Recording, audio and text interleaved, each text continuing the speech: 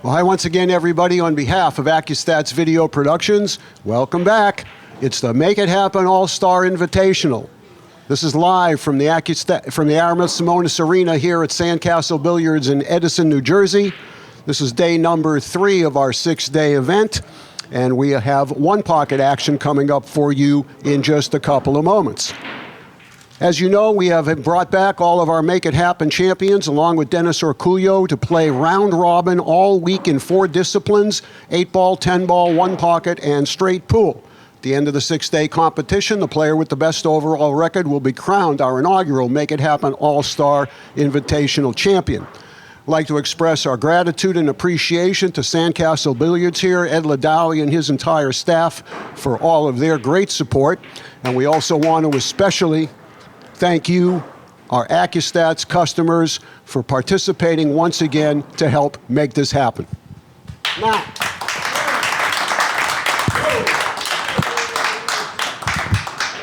okay, this is match number 10. It's 1 pocket. It's a race to 4.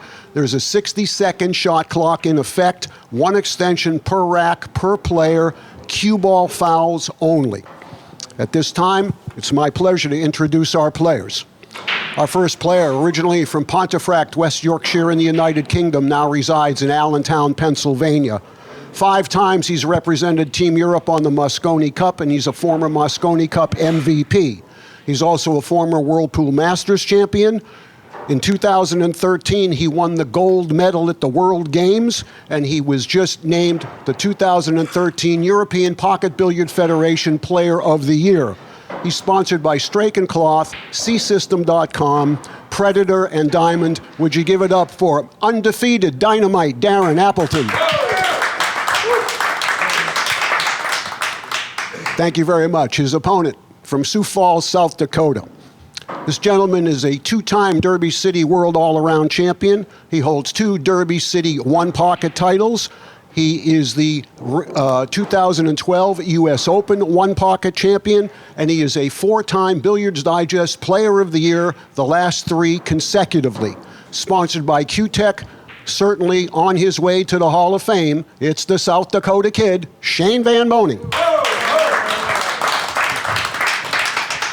Okay, I would like to mention that our official photographer is Carl Kantrowitz. Your timekeeper is Angel Maracas. And at this time, my pleasure to turn it over to the booth to the voice of ACCUSTATS, Billy Incardona, and a very special guest, Mr. Thorsten Hohmann. Take it away, guys. Thank you, Kenny. You're correct. This is the Sandcastle Billiards in Edison, New Jersey, for the Make It Happen All-Star event. And like he said, that is, Kenny, I do have a special guest, or we have a special guest in Thorsten Hohmann, the reigning world 9-ball champion and an up-and-coming 1-pocket champion as well, I hope. Thorsten, well, first of all, thanks a lot for stopping up here and joining us in the booth. And this figures to be a very interesting match. And Kenny mentioned that Van Boening was the 2012 U.S. Open 1-pocket champion. The runner-up in that event was none other than Darren Appleton, by the way. And I expect to see a pretty sharply contested match between these 2 fine players. Yeah, welcome from myself as well. And I really appreciate it to be here. Thank you, Billy. You're really my favorite 1-pocket commentator. And I've said it before that me, growing up playing 8-ball, 9-ball straight pool, I would always prefer watching a good 1-pocket match with you as a commentator than a 9-ball match, for example.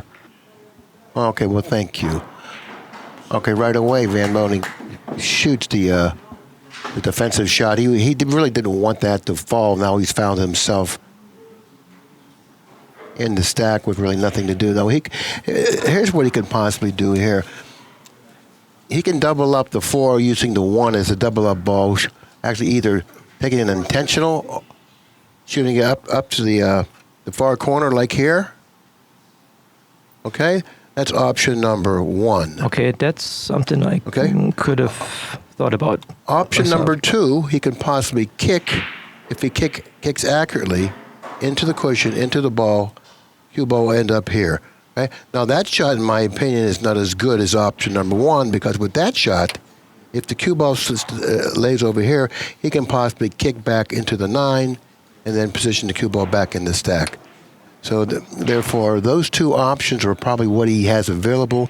He may even be able to shoot option number 1 legally by coming off the 13, but the trick is to double him up on the 1.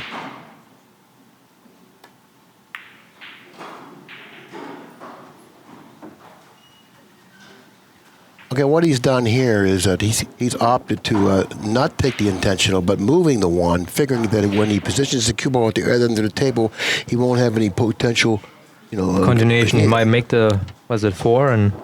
Well, he won't have any ball running potential if he leaves them on the rail straight in. So therefore, he figures that, okay, I'm going to give him the 4. It's good to get that ball into my hair anyways. I'm going to give him the 4 and go from there, because I don't think he's going to get anything other than the 4, even if he shoots it.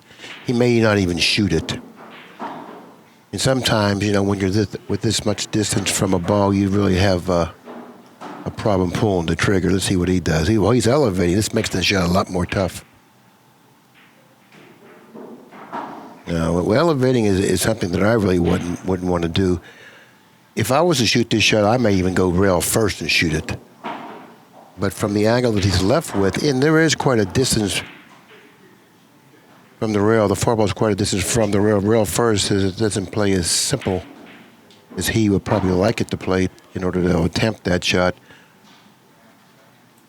Considering all the indecision out there is an indication that he made a pretty good shot, Van Boening, that is. Okay, so what about this? Go right ahead. When I teach my students how to play 8-ball, for example, I tell them you should make your shot selection based on your skills. Absolutely. Obviously, my shot making is much better than theirs, so they might not take a shot on. In one pocket. Oh, beautiful. In one pocket, on my level right now, it's very tough for me to win the game by moving. So what do you think my chances where the cue ball was up table, just using an 8-ball break speed into the balls and trying to luck one in? I think your chances are better than they are if you wouldn't, because you don't know how to move, so you might as well try to get lucky. Is that the answer you want me to give you? No, I'm not. If I'm serious, I think you're insane. No, you gotta learn some basic moves. I gotta learn it, but right now I'm not there yet, so I want to win. But you're gonna get there. There's no question about it. You're too savvy of a player. You're too intelligent at the table playing all other games not to be able to play one pocket at a high level. Yeah, of course you want to win.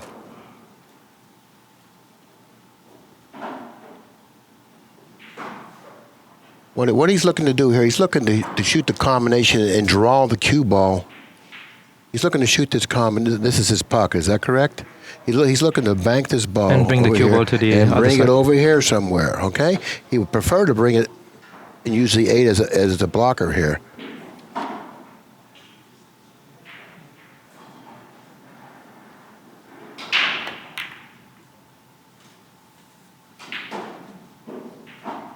Well, this is what he did. Playing one pocket, you want to reposition balls, move balls, and you want to protect them. The ball you move to your side of the table, you want to protect. Let's have a telestrator view, an on top view. I mentioned that he was going to come off this ball here and go over here and protect this ball and possibly this ball with the 8 ball. What he did is he protected this ball with the stack. That was his way of protecting the moved ball. And when you protect the ball that you move to your side of the table, then your opponent's preoccupied into doing something that you want him to do, as opposed to doing something that he wants to do. Now, I don't think. Okay, from the monitor, it looks like he left a cut shot, but when you look at the table, it's just too steep of a cut for even him to take it, for Van Boening to take a chance with.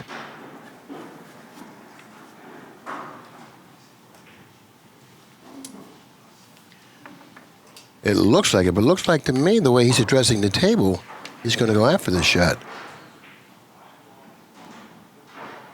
With the correct speed, he can go 4 cushions and end up coming back down table here. Possibly around 1. Well, he went into the 9. Well, that worked out for him. It worked out well for him because he didn't pocket the ball, but it didn't suffer any consequence in not pocketing the ball. So what do you do here? I would, I guess, try to... Let me see. Can he bank the 9 towards his pocket and... Well, this is what I see, Thorsten. It appears to me that the 10 ball is in the path of the bank, so therefore he would have an option then to kick one rail this way. Overhead, please. He could kick one rail and pocket the ball. Not that easy of a shot, but a shot that he may have to take. Now, the other shot, like you mentioned, would be to bank the 9 into the pocket, but it looks like to me the 10 ball may prevent him from doing that because it's positioned maybe in the path. But at least he can protect that ball that's hanging in front of Shane's pocket. Well, he can stick there, which he's done. Now, Shane's going to kind of try to come off the top ball. Once again, the overhead. He'll either come off the top ball and position the cue ball here, or he might even possibly kick into the blue ball and try to drop underneath the 10. Now he's lining up the kick, or he's lining up either the carom into the 2 or the kick into the 2, one or the other. I'm not sure which he's deciding to do. If he kicks accurately enough, the cue ball will then drop underneath the 10. See, I would approach the table with 2 things in mind. A, I don't want to give him a shot into his pocket, and B, I don't want him to be able to pocket the ball that's hanging in front of my pocket. Let's see what he did now. He protected the ball that was hanging. He made it very difficult for Appleton to get rid of that ball legally. So now he's got to kick at it now. This time, he's going to suffer a pretty big penalty if he's not able to kick it in. Because now the balls are starting to open up. At least it's an easier kick than the one before. I think it looks more natural. Yeah, I agree. Looks like he struck it pretty good.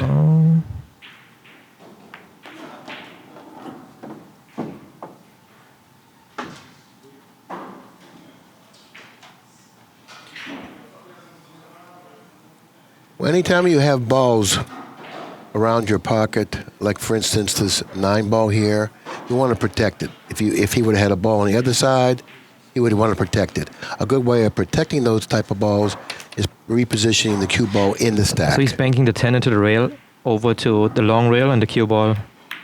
Okay. But keep in mind now, all the time, every one of his shots, he's using something to protect the move ball with.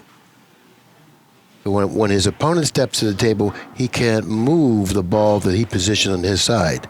So he's going to have to look elsewhere. But he wanted the 10 to be on the long rail. Well, yeah, that would have been ideal if it would. But the speed of the shot didn't lay that way. So the most important thing in that particular shot was controlling the cue ball. I mean, if you don't control the cue ball, then you end up losing the move. Then your opponent will have a move on you, and then you're going to be on defense. But right now, he's got Appleton on defense right now. Because he's not giving Appleton anything to improve his position. All he's doing now is trying to hold Van Boening. Van Boening's on the offense here.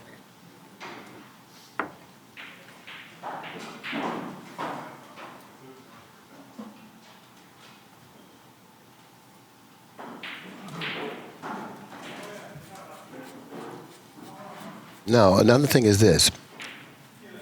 If Appleton steps to the table, if the cue ball's over here, we'll say, excuse me, I need an overhead. He can't get to the 9. Overhead. Yeah, but he can kick to the 9. So therefore, if you want to reposition the cue ball, you don't position it here, you position it over here, if you can get it there. He's going for the pocket here.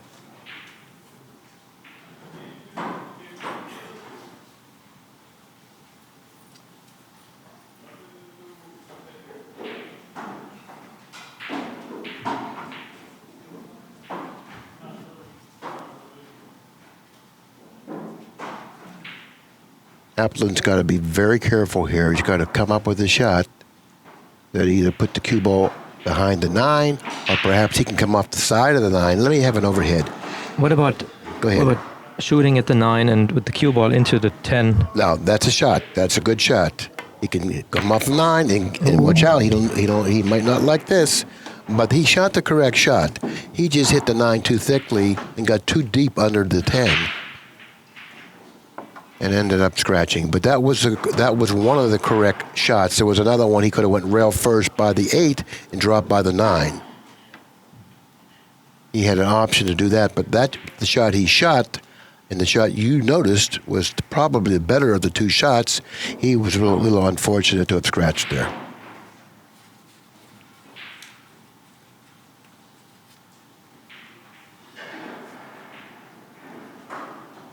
Fortunately, there really isn't any potential here in terms of ball production, because the 10's all the way up table. That doesn't go past the 8, so he's going to have to shoot the 8 first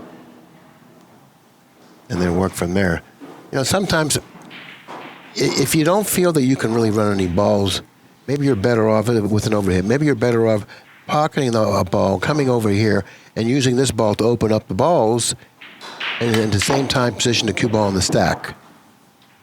You follow me? Mm-hmm. Yep. Okay. That happens occasionally when you don't feel you have a good chance to run balls, and then you want to create a better position for yourself.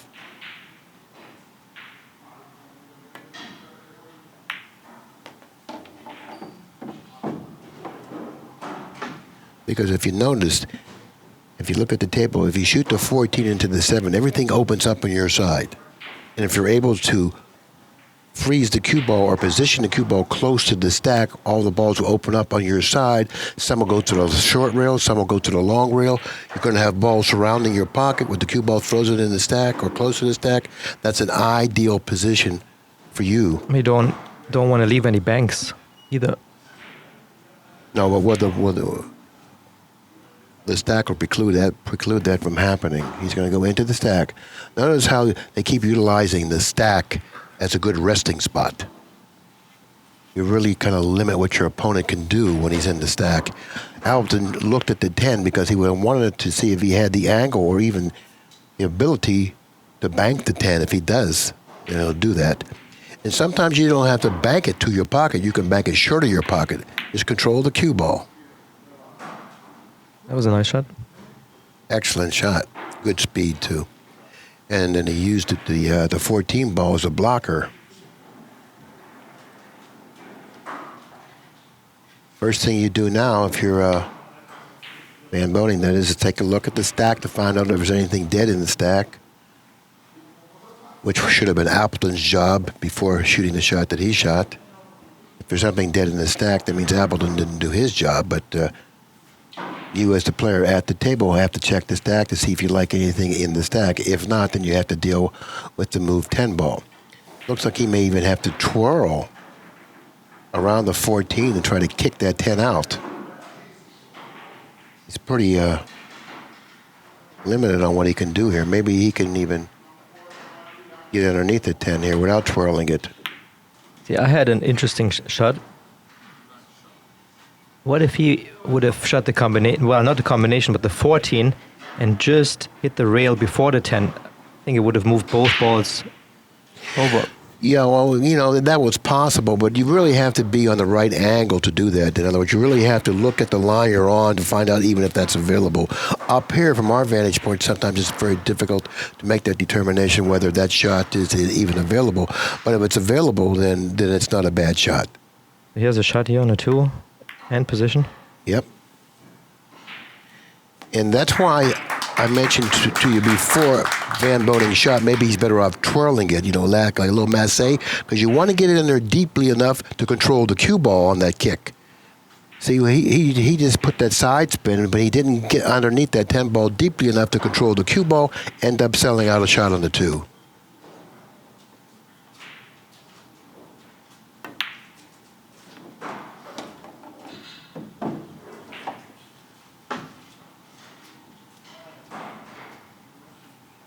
What I find so brutal about one pocket is sometimes you work for 20 minutes to score 1 point. Well, you work for 20 minutes to try to position yourself so you can have a positional advantage on one shot. you know. And sometimes you work for 20 minutes and you give up a shot and lose the game. I mean, there's a lot of things that can happen when you work, but it's not uncommon to work for 20 minutes without anything happening. That's what Darren said. That's the most frustrating part is if you have a long game that might take an hour and a half, and it's your mistake at the end that cost you the game. You know, but, you know, I think that for you, you will be an excellent one-pocket player because of how disciplined you are. You know, you have a lot of patience. You're a very disciplined player, and I think that's what it takes to play good, solid one-pocket. You know, not only do you need an understanding of the game, but you have to be a disciplined player. You have to be a solid player. The solidness and discipline are like synonymous. If you're disciplined, then you're solid.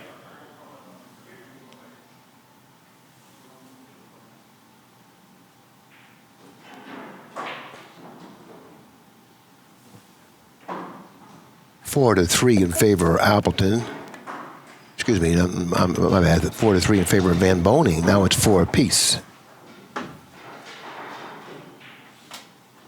Then now they're going to ping pong back and forth to try to gain a positional advantage. They're going to try to, position the cue ball to where their job is to position the cue ball to where neither player has a shot to improve his position.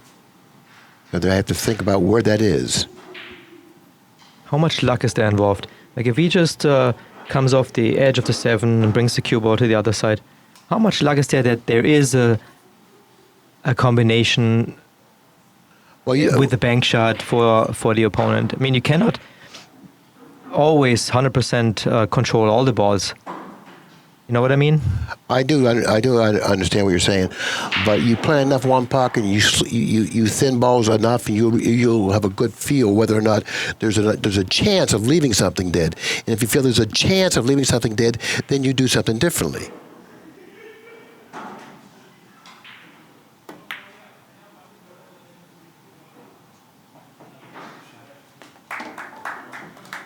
Okay, and Van Boening wants to get the cue ball high because he doesn't want to leave him a kick. But no, I think he may have left him a soft kick into the stack here, and this is something that he shouldn't have let him have. Okay, now Appleton's going to take a look at the 7 ball. Now let's have an overhead here. I liked, if at all possible, for Van Boening even loosening up his balls more, but to get the cue ball higher, so he could take away this kick. See, this kick could be really a game winner for Appleton. Not in this inning, but maybe in subsequent innings. Because now he's going to have the positional advantage. If he can kick into the stack and freeze the cue ball onto 15, he'll have a big positional advantage. See, for me, I would look at it as such a difficult shot to control the cue ball with the kick.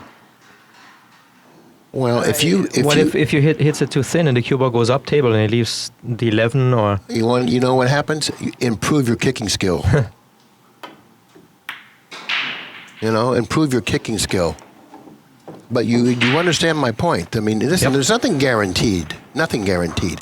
But the more skilled you are in any area of the game, the more successful and the luckier you will be.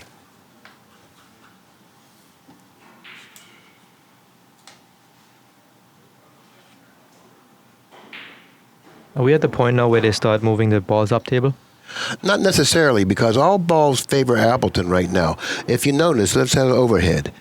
If you notice, these 2 balls right here, they both go in Appleton's pocket, but the only one that goes in Van Boning's pocket is this one. So he's got all up here to put the cue ball in without risking a shot. So if I were he, I would try to go ahead and bank the 3 ball, but most importantly, I would try to get the cue ball up to the upper left-hand part of the table. So obviously he couldn't bank it towards his pocket because the scratch was on, so he's just banking it to his side and leaving the cue ball in that area. Right. If the scratch is a possibility, then you want to make sure you stay away from that and hit it thickly or hit it thinly, one or the other.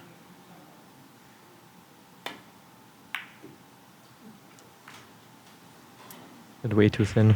Yeah, he's gonna probably suffer a consequence here with that shot. I don't think he hit that very well at all. Yeah, that's my problem. when I have, I see those shots sometimes, and then it's the execution. This typical one pocket stroke where you just play pocket speed, and I have to kill the cue ball that I need to work on.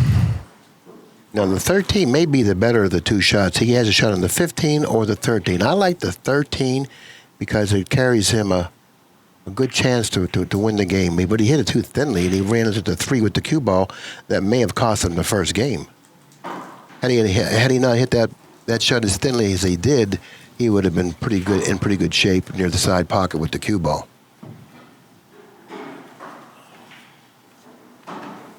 And in pocket the 11, he's going to go right at the 12. He may pocket the 12, but he'll have shape on the red 3 here.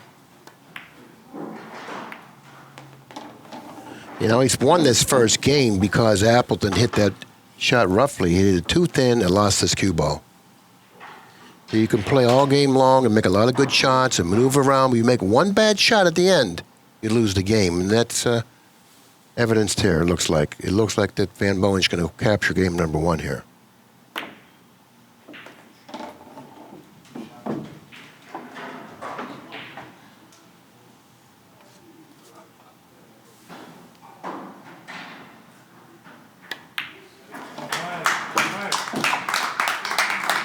Game number 1 goes to Shane Van Boening, and this is a race to 4. He takes the early 1-0 lead.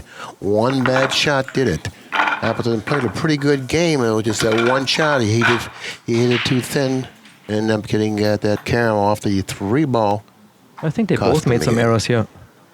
You think so? Well, Shane gave Darren the chance. He just didn't capitalize. Yeah, but you're right. You're right. That's when he overcut the 13 just then.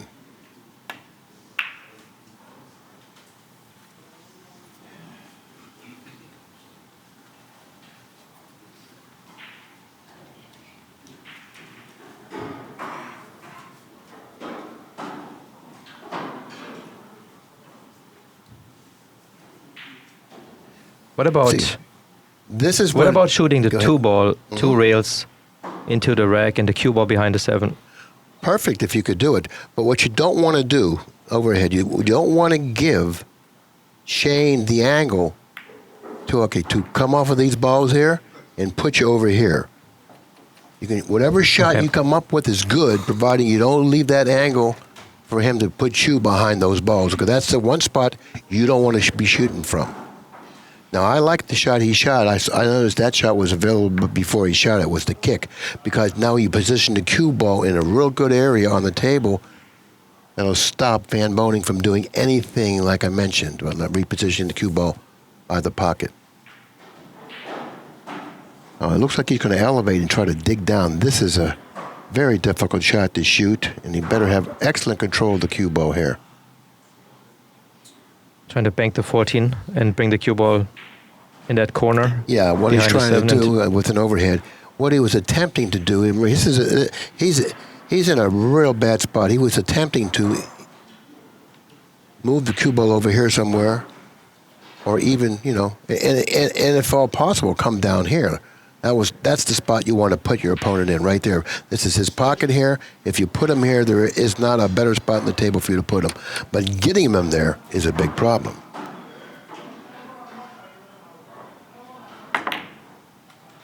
You got lucky?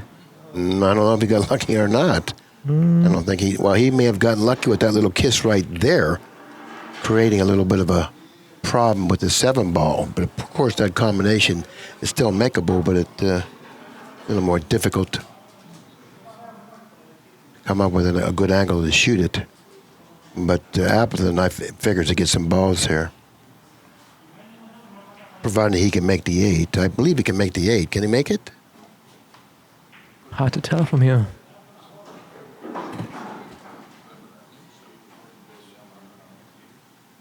You got to try to figure out when you're playing one pocket where if you don't have a good shot to run balls, where you don't want to put your opponent so he can put you where you don't want to be. Figure out where you don't want to be first, and position the cue ball in an area on the table where he can't put you there. Who invented this game anyway? You should know it. What was first, straight pool or one pocket? Wow. I believe straight Some pool was sick before mind. one pocket. They say that a man by the name of Hayden Lingo came up with this game. I don't know when it was in the 50s. I think D. Liberos knows a little bit more about that than I do.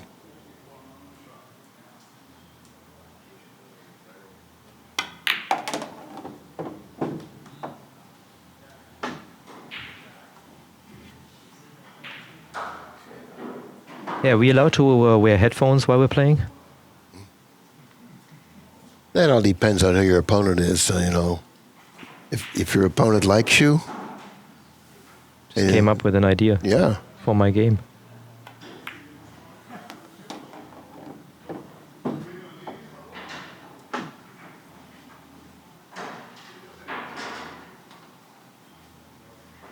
No headphones. No coaching?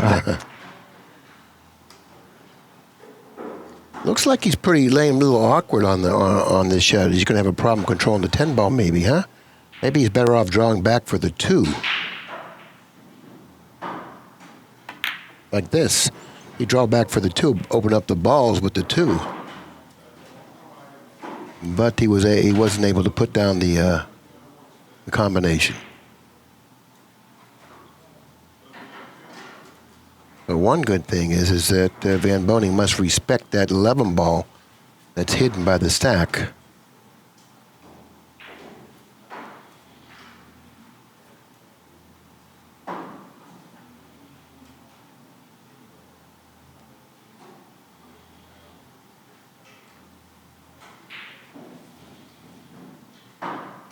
See, Van Boening really wants to position the cue ball overhead, please, over here somewhere. Getting the cue ball there is where he wants to put it.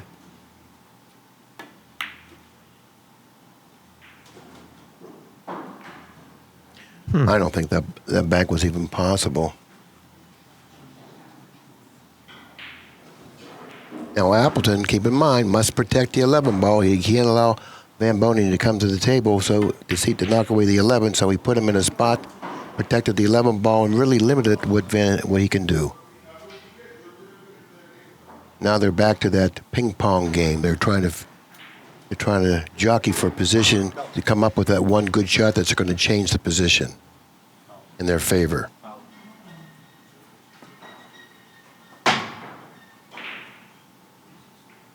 Watch the tie.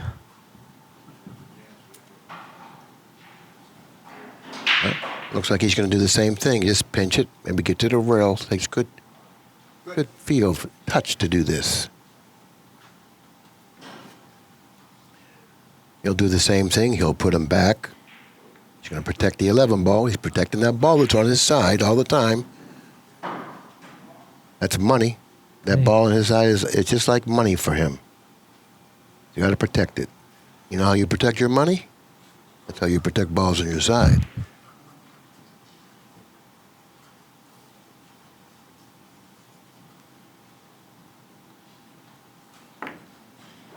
Okay, he's see now what would you do here? If I was Darren? Yeah, absolutely. Surrender. Oh, see, now he's using the okay. stack to protect everything. And he's actually limiting Van Boening on what he can do by putting the cue ball in the stack.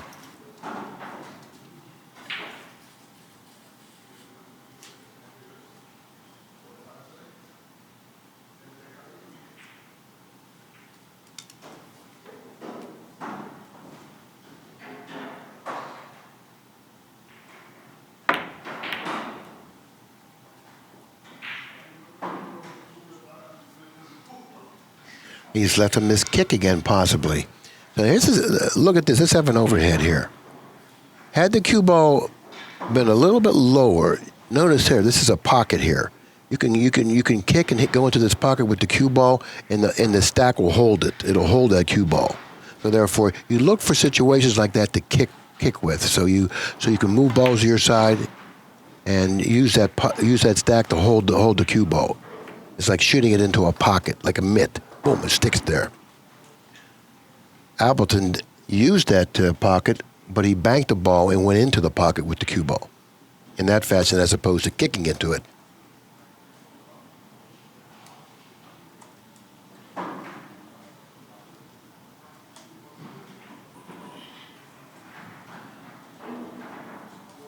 See, that one shot that Van Boening shot allowed Appleton to come off the 9 and put him in the stack. That was the positional advantage that Appleton worked for, and he got. Excellent shot. He positioned the ball by his pocket on his side of the table, and he hid the cue ball and protected the ball that he moved.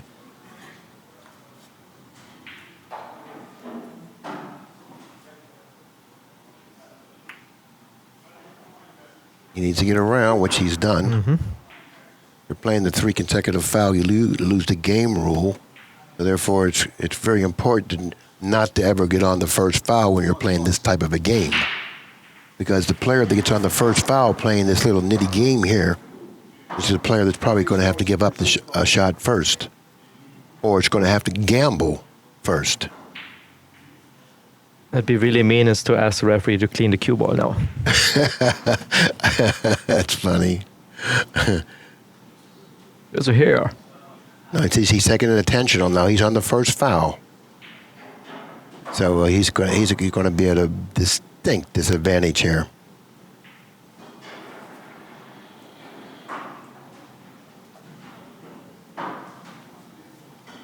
This could be a foul here.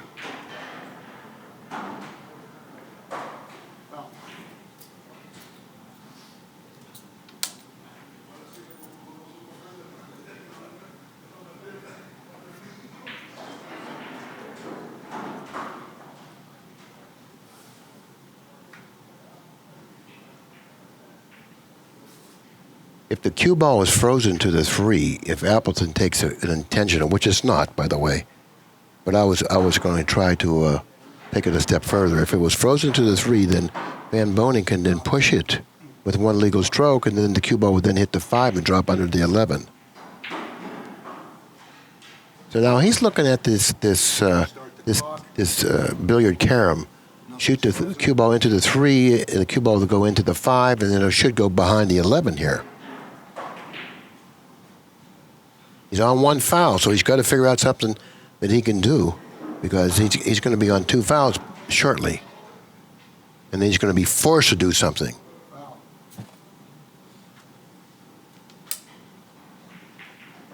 So he created some distance in between the cue ball and the 1 ball. So if he comes back to the table and it's the same situation, he'll be able to shoot the 1 to the rail and stick him on the 3. Now Darren has to protect that. He has to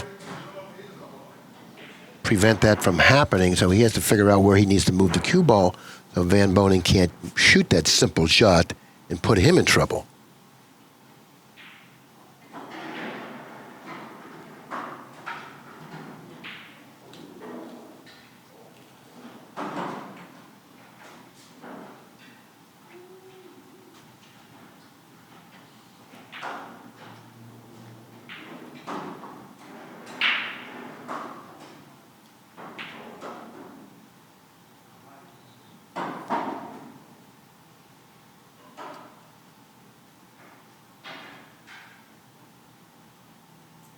Extension. Neither player has an extension left. So what would you do here? Well, I really can't tell exactly what kind of angles he has on these balls here, And this is a type of a position where you really have to be at the table. Now, he's allowed him at the table to shoot that 1 with a quick stroke, but it's very important now because he's on 2 fouls. He could foul here, So Kenny's going to have to take a real good look at this shot. If he shoots this 1 ball and sticks the cue ball on the 3 or comes back and sticks it on the 5, he could foul here. Now he's left him the ability to cue it naturally and comfortably. See what he's done? So he made a bad shot. He allowed him to do that. And in doing that, he's on 2 fouls now.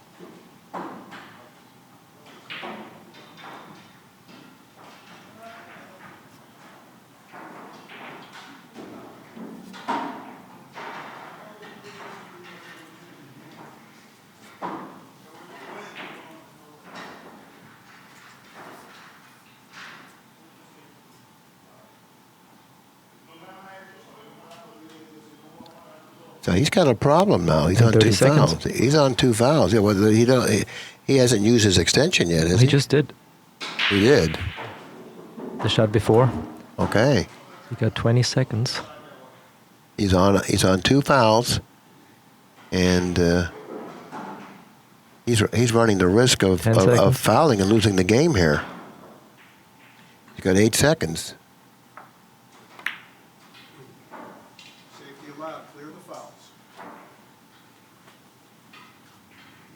See, that one little shot that he shot right before Van Boening put him in that position looks like cost him at least his position. May have cost him the game because he really had Van Boening in a tough spot. He came up with a shot that really, it went against him.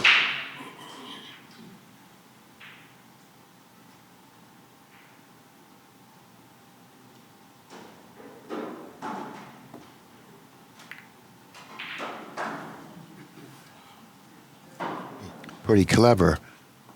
He realized he was going to get that double kiss. And after getting the double kiss, he's really put Appleton in a real tough spot.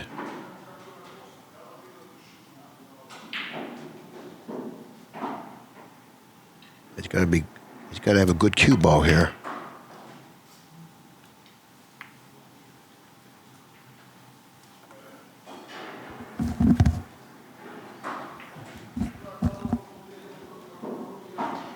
Now he's got to position the cue ball like under the 11 here, off to 2.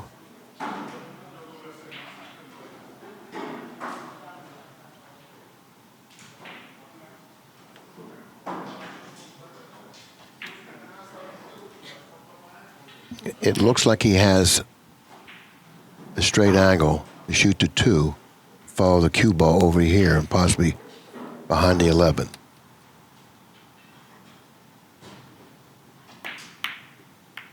Simple shot. It was obvious that was his really only option at that point. And he was another point I'd like to bring forward is that when you move balls, especially if you can't move them forward, try to tie them up.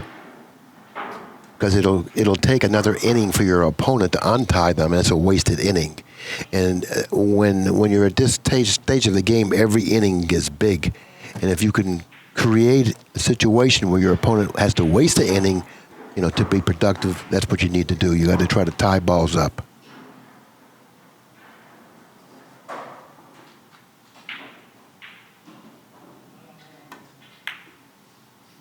That's an excellent shot.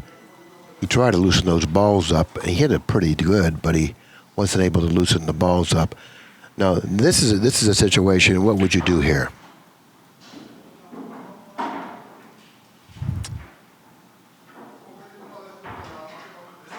Well, at least he can't. There's no combination. The 14 is available. I was maybe looking at the bank. Now, if the bank, excellent. If the bank is available, then you shoot it, but it's not. But if it's not available, then what you have to do then is let me have an overhead, please. He was here. His best shot would have then been to kick over here because you can't allow him to see this ball here. By kicking over here, you protect this ball. Most likely, he's going to come off that 9 ball and put the cue ball down table, and he's going to put him in trouble.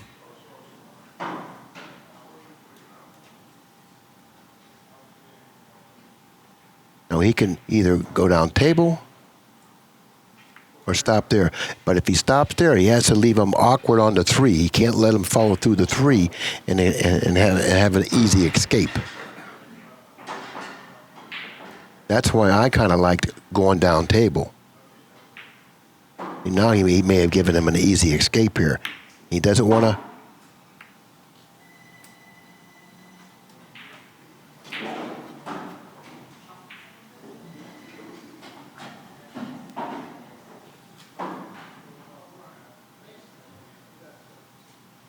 No, he wants to utilize the stack again, Appleton that is. With an overhead, I'll show you how he can do it. He can thin off the 3 with the cue ball, come over here and bring him back into the stack again, utilizing whatever is left of the stack as protection for these balls here. And you don't want to give him the ability to go to the bottom rail and kick. So you put him in the stack. So if you can predict the future, what's going to happen?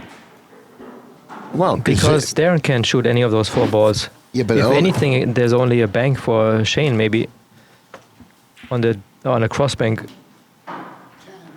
Okay, Darren's looking to open up those balls, okay? Now he's wasted an inning. This hasn't wasted an inning, but it's taken him an inning to open up the balls where he could have done something else. But maybe that was best for him to do that. So I'm not going to say that wasn't a good shot because he opened up those balls that needed to be opened. But that goes back 4 or 5 shots ago when I alluded to the fact that by tying up balls, your opponent's going to have to waste an inning to untie them.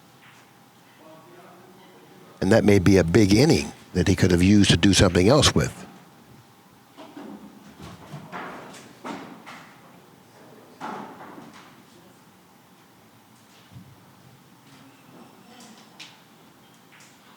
He's still got a big positional advantage here. He has to make sure that he doesn't lose it.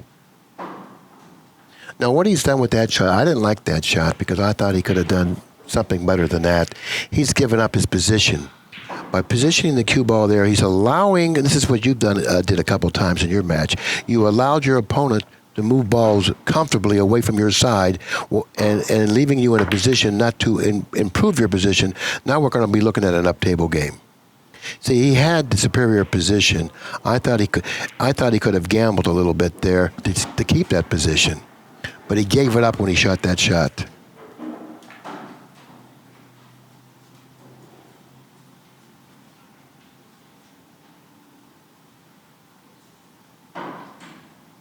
He's looking at the 9. Maybe he wants to roll on the 9, possibly.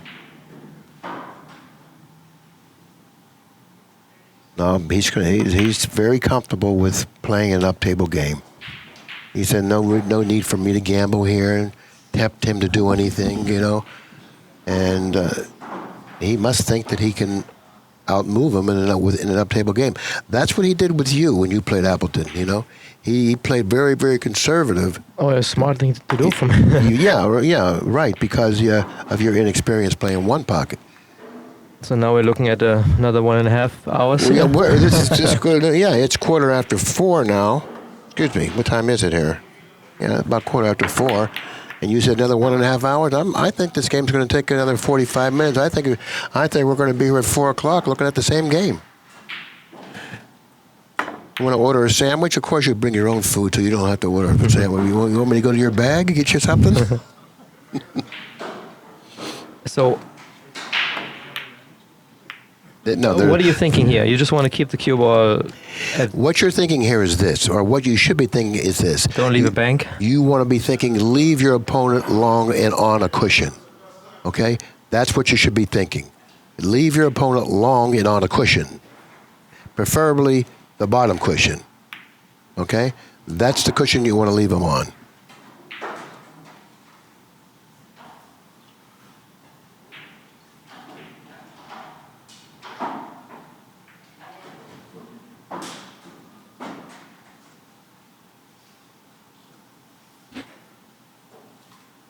When you're left on the bottom cushion and you're going to travel 4 or 5 feet to hit the ball that you need to hit, like now, see? Now he has to travel 4 or 5 feet to hit a ball. Sometimes when you have to travel that type of distance, it's hard to defend against a shot. It's hard to defend against giving up a shot.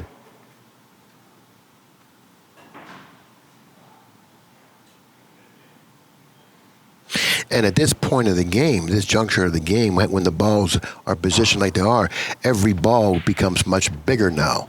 If you can get 1 or 2 balls, that's big from this position because balls are very difficult to get now. So therefore, you know, don't undervalue the importance of leaving the cue ball on a cushion and trying to steal that 1 ball or possibly 2 balls. And that's the way you do it. That was close to being a foul there. It looks like the ball may have rolled off a little bit.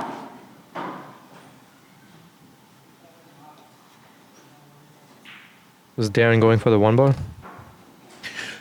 It's hard to go for the 1 ball because of the ability he has or the inability he has of controlling the cue ball.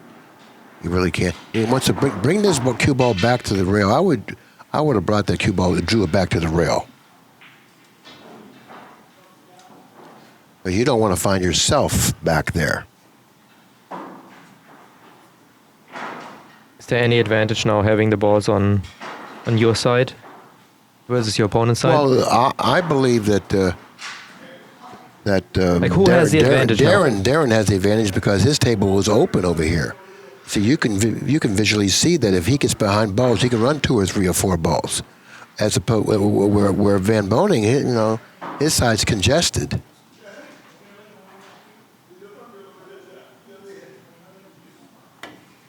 Now he's trying to leave distance. He said, you know what, I'm going to give up a bank, but I'm going to leave distance and see if he hits it poorly. Now he's tempting Darren to bank at that 1, but that 14 ball on Van Boning's side is a big ball, and also the 5 ball. Here, let me explain it overhead, please. This is the 5 ball. This ball goes. Okay, this ball goes. If he banks at this ball here, the cue ball's going over this direction, he runs the risk of selling out that 5 ball. So he kind of like wants Appleton to shoot at this low percentage shot that carries a risk. Appleton shouldn't shoot at it. He should go ahead and move the 14 ball. He's looking at it. He's trying to shoot it. Let's see what he does.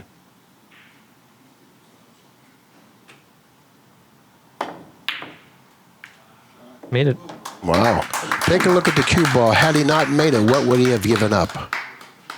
Doesn't look like he would have given up anything. So therefore, that shot was well thought out and executed well. So therefore, he stole that ball, and he put himself in a position to get it 1 or 2 more.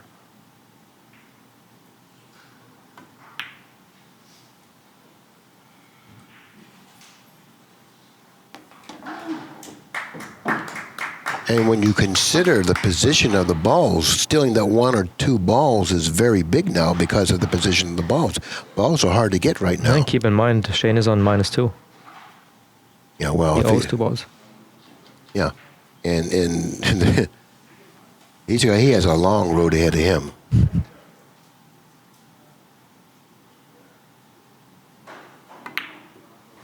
Another nicely struck ball there. So Appleton, 6, 7, and 8 shots ago, however long ago it was, opting to move balls up table as opposed to playing a more aggressive style. This looks like it's going to get paid. He's going to get paid off for it.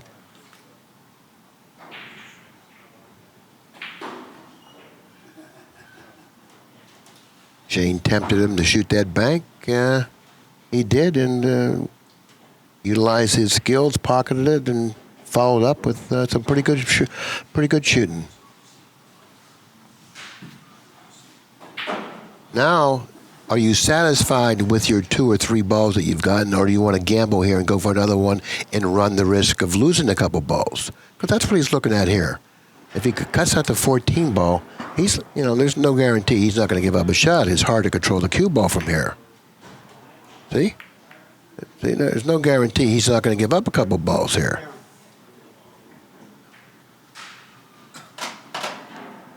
But I guess he considered that since all these balls were kind of like tied up the way they are, I can afford to gamble here.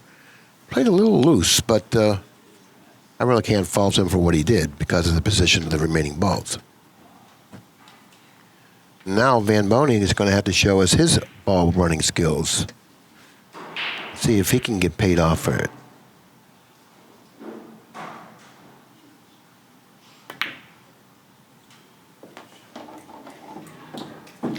He decided that he wasn't going to try to play shape because had he tried to play shape and got stuck behind with those balls down there, the ball in front of Appleton's pocket would have been very big for Appleton. He decided to go ahead and cinch that ball and knock that ball away in front of Appleton's pocket.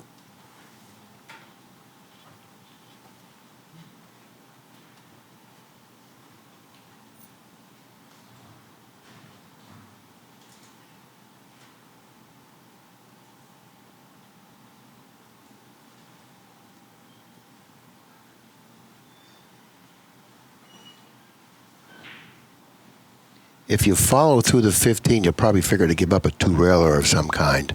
You don't want to do that. I would see now he's following through the 15 here. He may give up some sort of a 2-railer here. I don't know if I would have done that. Well, what would you have done?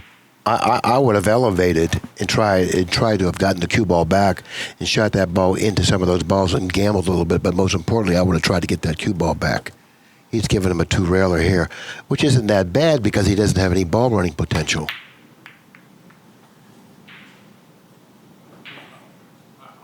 And two-railers aren't hangers. You know what I mean? So he felt that it was a fair trade-off. Oh, I'm going to give him the two-railer. At least I'm not going to give him a situation to where he may bank something in and maybe run two or three. So he says, I'll run the risk if he don't make this two-railer, and I'll be able to move it from wherever it lands or ends up and get back to my ball-for-ball kind of game.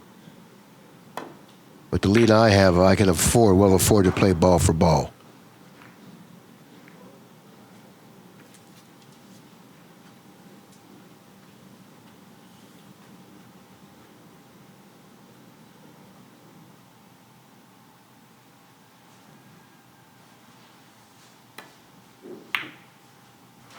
Nice hit. That'll get him even. Is that correct? Is he? No. He obviously he has one. He wasn't minus one.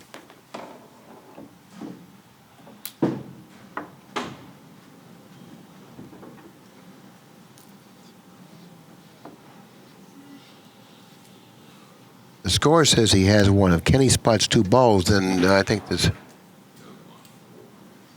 He doesn't have anything. Oh, I'm sorry. I stand corrected. The ball count is 3-0. 1-0 in favor of Van Boening in games.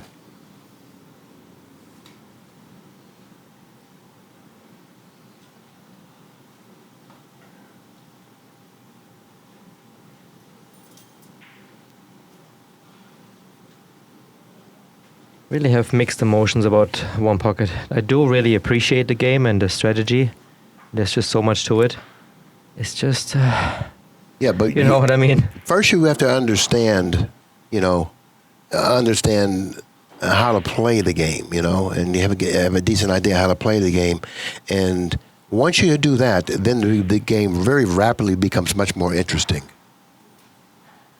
But right now, with all this stuff we're trying to cram into you, it's kind of confusing. And it seems like, oh, I can't get this. But once you start to grasp an understanding of the game, then you very, very rapidly you'll say, wow, I really like this now because I can do this, I can do that, I can do this. And then you can use your good pool sense to start making things happen at the table.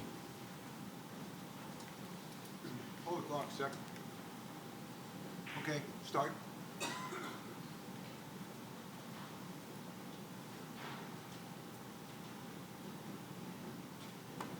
See, all this, what appears to be very boring kind of play. Oh, big mistake here. Yeah. See, it seems to be kind of boring, this kind of play. But with little mistakes like that, can prove to be quite costly. That's why you got to have that good discipline and that patience to not do anything hastily or carelessly. You got to have that discipline not to do anything careless.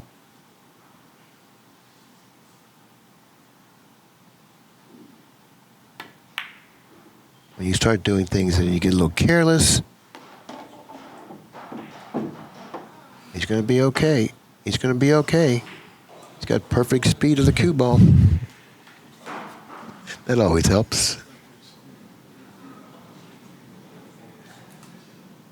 This shot, there are many players that wouldn't even go after this shot because of the possible return. See, I don't even think he went after it. But he was caught in between, halfway. If I'm not going to go after it, I'm going to bank it toward the side pocket. Because if you go after that shot, quite often you leave a return shot if it's missed. And from the position you shot from, you figure to miss it anyways. Appleton seems to be kind of frustrated right now. He made a couple bad shots in succession here. He figures to have given up another ball. If he's able to put this down, the score will be 3-3.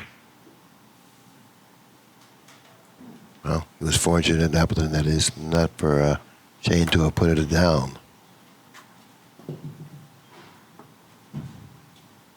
I think he can kick off the side rail and dig down and get it out of there and stop the cue ball there. But this shot here, this kick shot, lends to a kiss here. It looks like it's on that. If you hit it a little thickly, you're going to get a kiss. I remember watching a game between Shane and Chip Compton in Tunica, and we were down to one ball, and I think it lasted 45 minutes. And it's very interesting how they kept maneuvering the ball to the side where it was difficult to get any chance. And that was with one ball left on the table, right? Yeah. Yeah. Sometimes games really stretch out with one ball left on the table if you know the moves. If you know the correct shot, then it's a real chess game then. It's a real pretty game to watch when two players are knowledgeable and they're playing with one ball.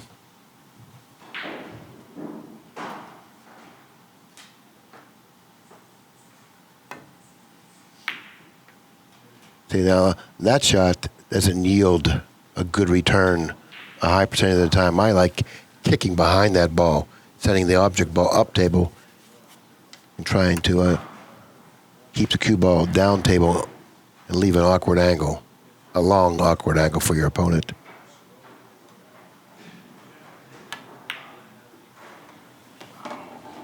But I didn't particularly care for the way Darren played that shot.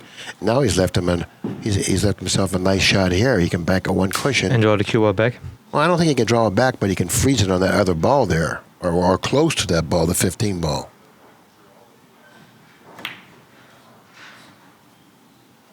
You want to go for the pocket here. By drawing it back, you give up the angle. So you want to go for the pocket because you got to try to steal that ball. In the meantime, he's up 5-3, isn't he? I think he's up 5-3. No, 4-3. That is 4-3. At one time, he was behind 3 to -2.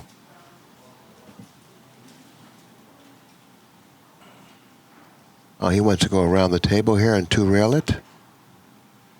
Well, he's very careful he doesn't scratch 3 cushions here. Or get that kiss.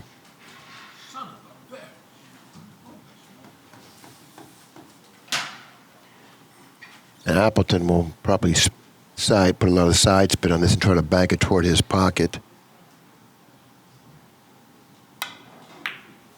Nicely struck. Beautiful. Very nice. Very nice. Four balls apiece. Now we're at another stage of one pocket where all balls are up table, congested in one pocket, one corner.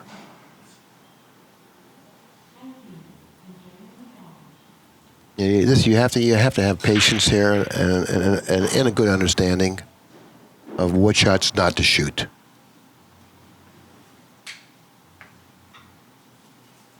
So therefore, you go to what you know is good by leaving distance and leaving the cue ball on a cushion. So if you can just use that as a guideline, leave the cue ball long, leave the cue ball on a cushion, then you're going to be doing your job.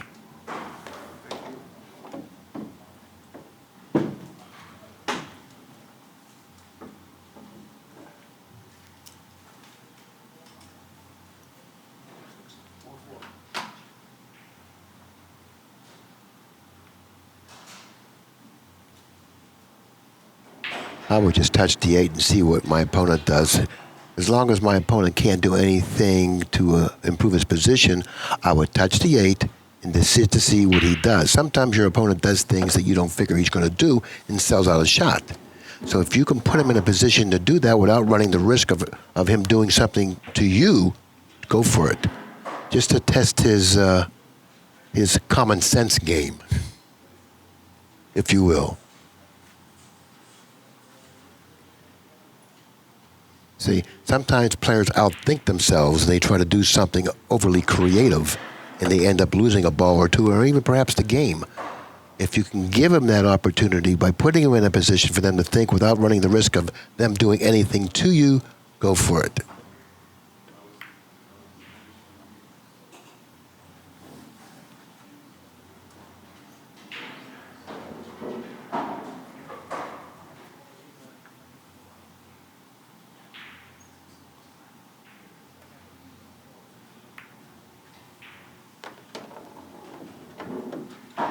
See, now Appleton's got to move the 8 here. See, the 8 banks in Van Boning's pocket, but it doesn't really, it's hard to bank in Appleton's pocket. And if he comes off the balls on the spot, he figures to leave maybe an angle on that 8 for him to bank. He doesn't want to do that, so to stop that, that nonsense, he has to move the 8.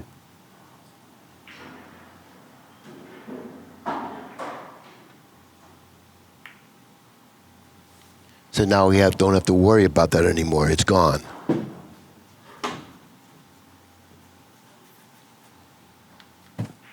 Now Van Boening says, I got these balls on my side of the table, nothing goes. I think I'll loosen them up a little bit. Maybe I'll create a position where I can bank one of these balls at a later inning. So let me loosen them up a little bit. Maybe I'll create a bank for myself later on, like that. Now he's preoccupied with moving the 7 now. And he can't do anything, aggressive. He's got to move the 7. I got to move that back into the cluster or pocket it, one of the two. Well, I wish I could tell you more. Yeah. But you understand what I'm saying? Sitting here. But do you understand what I'm saying? I want you to try to, Okay, it's not that I'm a complete one-pocket moron, I think. No, you're not. You're not. But what I'm saying is that that's how one-pocket players think. I'm thinking out loud. I'm not trying to say that you don't know. I'm thinking out loud to you what I would be thinking if I were at the table.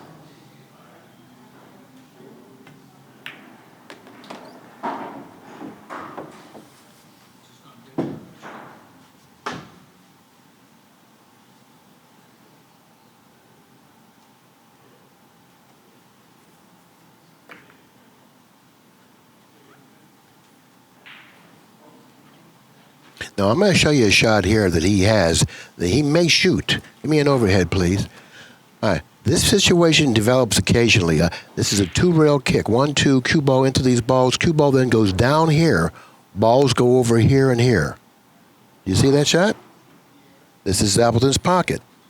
2-rail kick, cue ball into these balls. Cue ball then takes a natural glance up toward the cluster.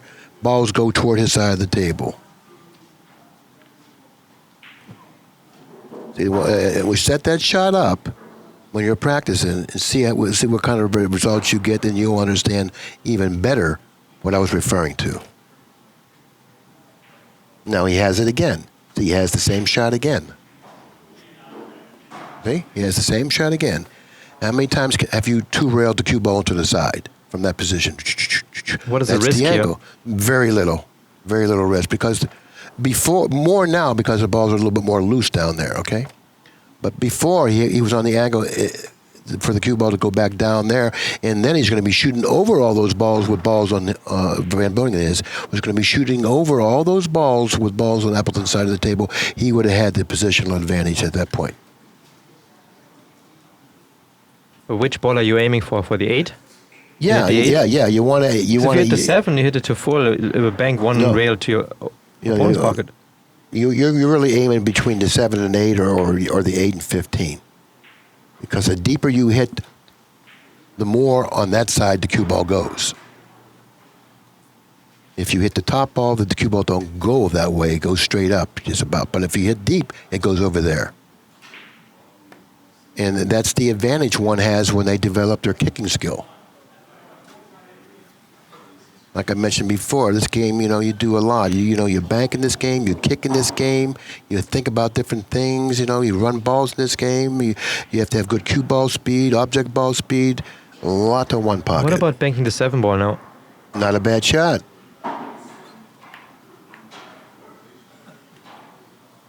Later on, you and I will put this position up, and you'll shoot it, and you'll see how strong that shot was.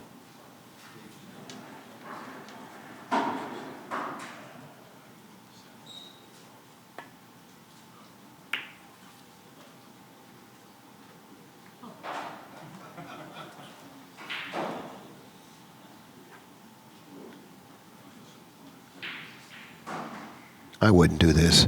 See, that 7 ball goes in his pocket. Doesn't go in Van Boning's pocket. What I would do, I would kick it to 3 here. I would kick it to 3 because I have the advantage with that 7 ball laying like that. But now it doesn't go in his pocket, and everything goes in Van Boning's pocket because he moved it.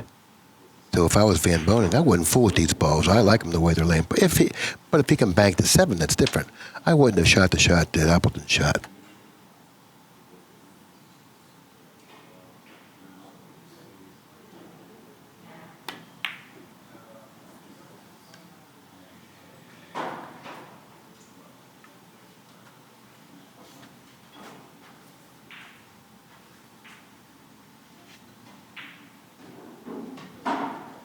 I'm going to loosen those balls up. That's an ugly string if I'm Appleton. If I'm Appleton, here's what I do. If it's possible, I come off this top ball, drop behind this ball here, open these balls up. Because I'm not going to allow them balls to stay where they are. Because they all favor Van Boening. I'm putting the cue ball behind that 7 ball, opening up those balls. Just like that. Much better position now for Appleton.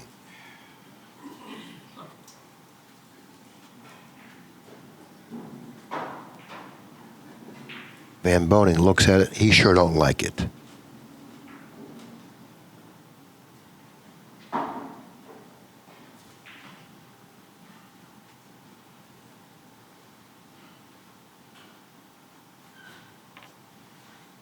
He's got to be careful here.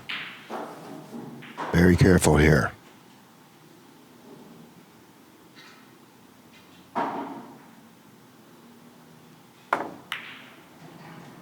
He massaged it. He massaged that, twirled it around the 7 and was able to bank that ball. Very nicely executed shot. So Appleton made a pretty good shot, but it wasn't good enough because of the skills of Van Boening.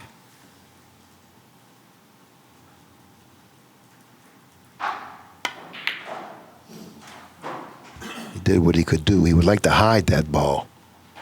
If he hides that 7 ball, that'll be a big thing.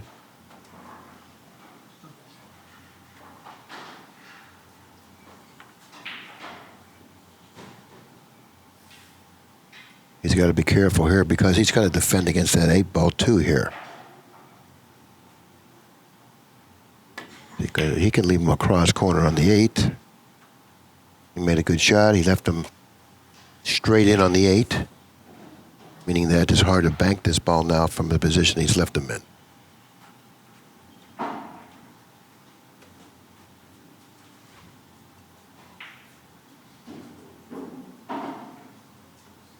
He's going to have to back kick it looks like.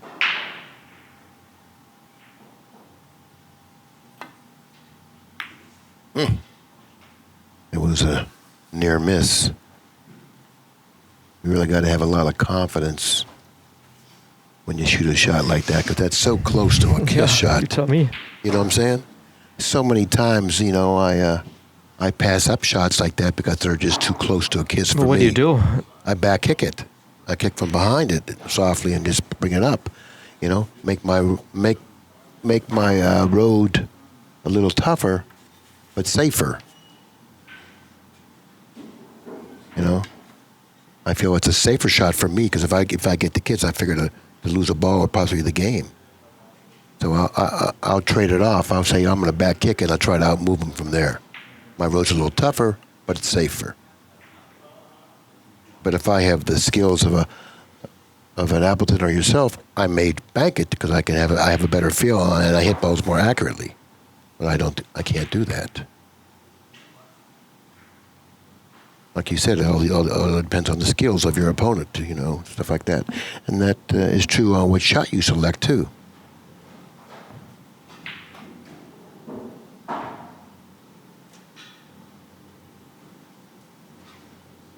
See, he protected that 7 ball. He once again, I have it overhead. See the 7 ball here? It's on Van Boning's side of the table, and it's protected.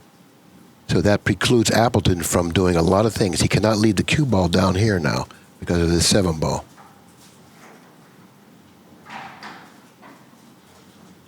You always remember, put balls on your side and protect them. But Overhead, please. Go ahead. But Darren can. He can't see it. If he ever gets a. Yeah, he can. But you know what? I'm not going to put him there. I'm not going to put him there for him to do that. And if I do, that means I'm in trouble. But as long as I keep that ball over there and protect it, I'm not in trouble. No, because you're saying it's protected by the two balls here, but there's still... Right. But that's all I'm concerned with. I'm not concerned with maybe 4 or 5 shots later. I'm concerned with, how the balls are laying now, and I want to protect it. Maybe my opponent will make a mistake, and it'll be on my side. As long as it's on my side and protected, that limits my opponent on what he can do. So Darren is just going to keep the cue ball on the rail? Yeah, you want to keep the cue ball on the rail or on some rail, What he did was he said, you know what, I'll position that ball on my side, and I'll put the cue ball on the side rail or near the side rail. Very fair trade-off, because now the ball's on your side. Had he tried to get it to the bottom rail, he may have had to double bank the ball on Van Boning's side to get it to the bottom rail. Maybe that's not what he wanted to do, because now he's lost a positional advantage with the balls.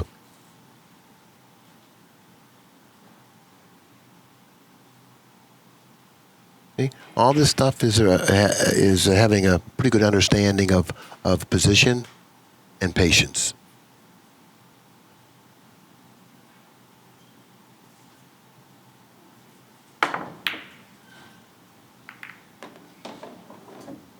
And execution. Eventually the cream will come to the top. The better players will prevail. But you have to understand the game in order to get to that position, so you can take advantage of your skills.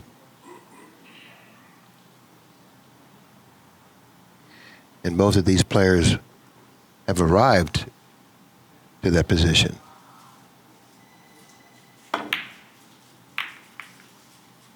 Or to that level, I should say. And you will too once you learn the game.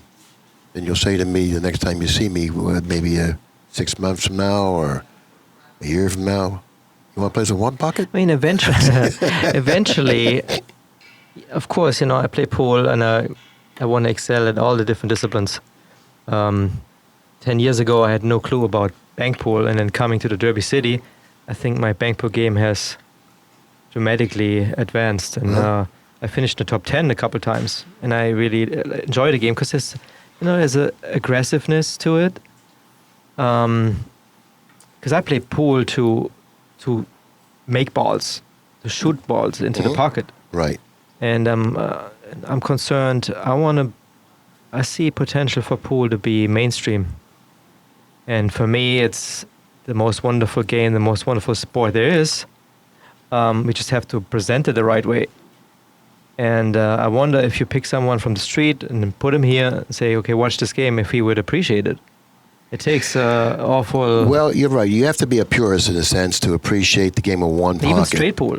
I'll fall asleep watching straight pool. I can play it. Well, I totally understand what you're saying. Right? But from the standpoint of just pure entertainment at the table, for a player, I think this is a wonderful game.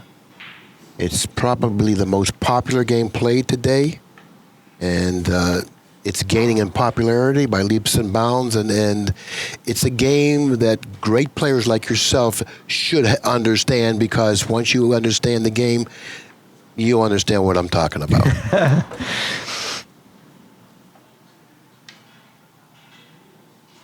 It's just even 9-ball and 8-ball takes a lot of knowledge about pool to appreciate it.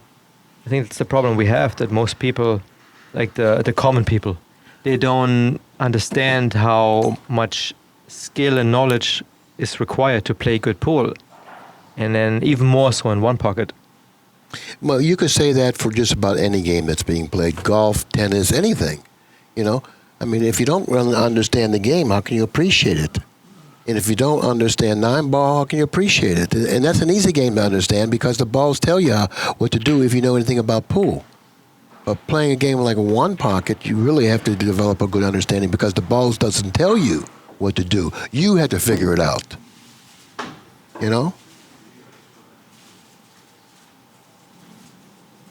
There's you get a lot of self-satisfaction when you figure things out yourself, and then you can use your intellect against the other person's and try to figure out what to do and what not to do, when to gamble, and do you have good management skills? Can you hold up under pressure? Do you shoot the right shots? A lot to it. Like that, Was that the right shot? I highly doubt it, But he lost a little patience there, or if something happened, something clicked there, it wasn't right, and he shot that very high-risk shot. And he didn't even hit it hard enough to get to the pocket, indicating to me that he wasn't comfortable with that shot. Maybe he shouldn't have shot it. You get it? I get it. Okay, I don't know if it ended on the angle for Darren for him to capitalize on Van Boning's mistake. I'm sure he wanted the object ball closer towards his pocket to prevent Absolutely from banking it. It's just that's my problem. I have that. If I would have been in Shane's situation, I would have tried that bank. I know also I need to bring that object ball down, but then it's the execution. Sometimes that. Well, here, an excellent shot, but this is what I'm speaking about, okay? You shoot a risky shot like that, which was a risky shot, and you don't get it to the pocket, that indicates to me that you weren't comfortable with the shot and you had mixed feelings about shooting it. And if you ever find yourself in that position or situation and you shoot it and hit it the same way, that tells me that you weren't comfortable with the shot and you shouldn't have shot it. You shouldn't have shot it. So therefore, when you see a shot like that, you have to prepare yourself to shoot it if you opt to shoot it. And if you prepare yourself to shoot it, it'll reach the pocket. So even... Yeah, I'm just telling you, you know what's risky and what's not. Sometimes players just make mistakes. Everybody's trying to figure out, why did I miss? Or sometimes you just miss because you're human, or you anticipate it wrong, speed, misjudgment. Your muscle memory doesn't kick in the right way. You just. Well, that's true too. That's true. I'll give you the benefit there. That's true too. Because sometimes people ask me, "So what happened?" I said, "I just missed. I just missed. I'm human." But there are certain shots that lend to that, to mistakes. There's certain shots that lend to mistakes when you're a little apprehensive, or when you're maybe a little too careful, maybe because the consequence you might suffer if you happen to do this, and you lose the concentration that you need to execute the shot. Did he get lucky here, or? It appears that he did. It appears that he did.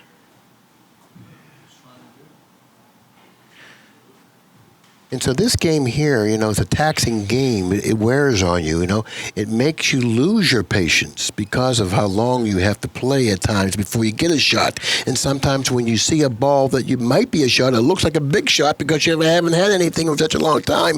You misjudge it. Wow, look what I got here. Yum, yum. Meantime, you're on the rail. You're up to 8 feet away from the ball, and you think it's a shot.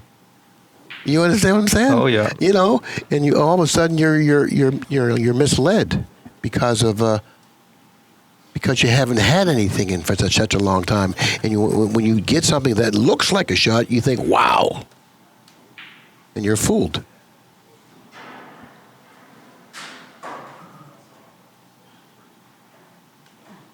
What's the longest one-pocket match you've ever seen or commentated?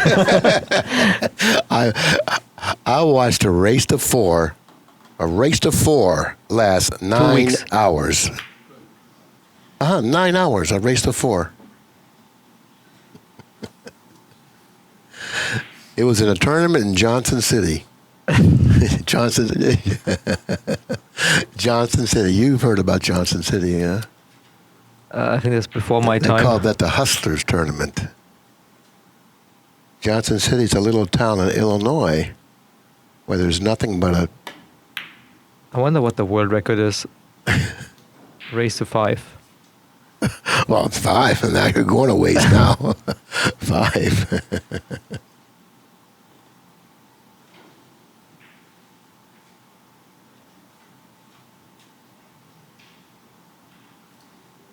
See, Darren really doesn't have anything, and it'd be foolish for him to try to force something. He shouldn't move anything on his side because they're on his side. It doesn't appear that the 11 ball would even be bankable, so he should move to 3 here because that's the only ball on Van Boning's side that has potential. Now, he opted to go off the other ball. okay, which is okay, but myself, I would rather move to 3. Now Van Boening will move the 11 here. I don't think this ball's bankable. What's he doing with it? If he opts to bank this ball, this is pretty risky. That's too risky for me. That's too risky for me. You know what I mean? There's that patience thing again. You know, you're buried into the pocket. You're shooting a bank that requires a good hit from that distance. And I'm talking about a good hit because you can sell that bank out easily. And you go ahead and shoot it. That's too risky for me.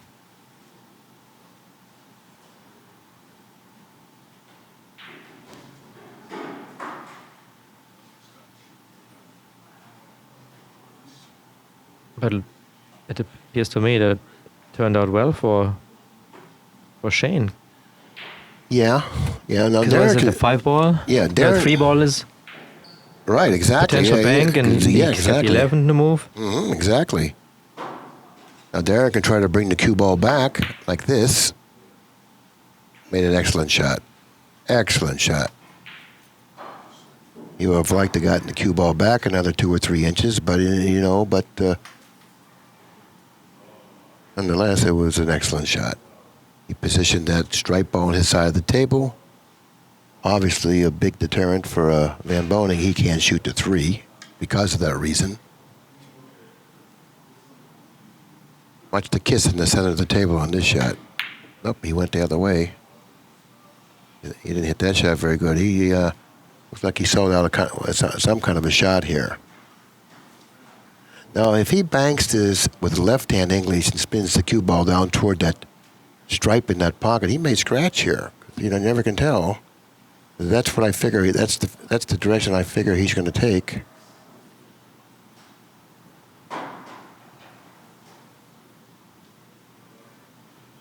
Or maybe he's spinning to where the chalk is. Oh, he's going straight up. This is dangerous here for him.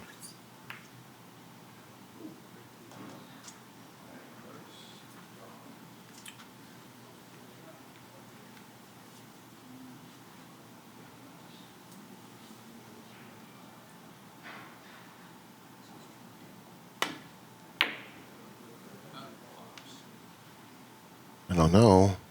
May have left a bank here on that 11. I think he's left him a bank on the 11 here. I don't know. It's pretty close. He's taking a look at it now.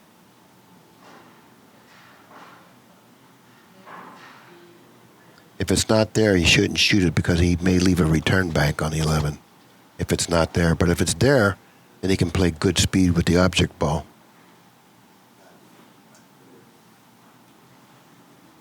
But if it's not there, he's going to lose control of something, either the cue ball. When you say it's not there, meaning the 3 is in the way, or Right, if it's not available. If it's not available, don't shoot it. If you shoot it and it's not available, you might leave a bank. Might leave a free bank.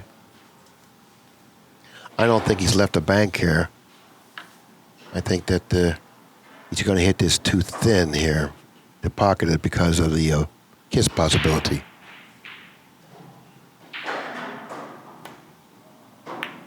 See?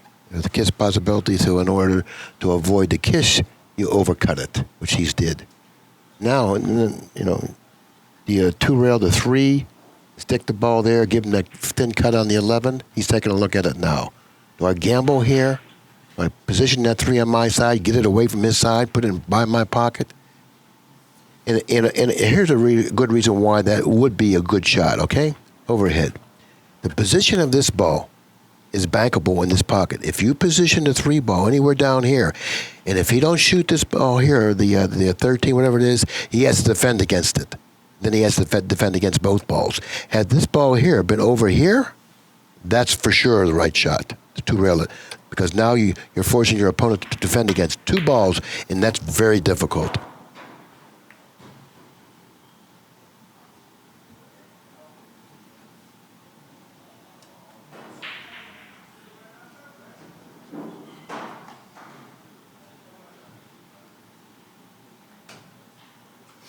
And that's what they call a risk management shot. In other words, shoot a shot that carries a little risk, but manage the table because you're challenging your opponent to shoot something he don't want to shoot. And chances are he won't shoot it. And if he doesn't shoot it, that means you outmanage him and you're going to get the first move on him. Oops.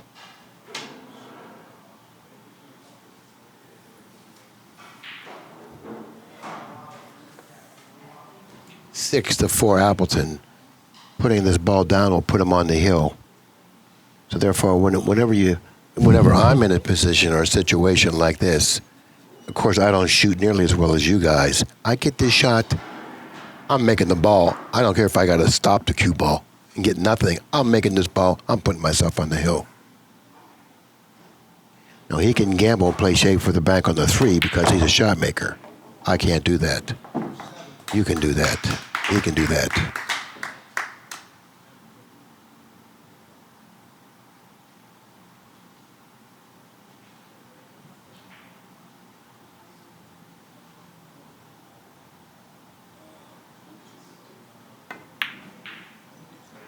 A little short.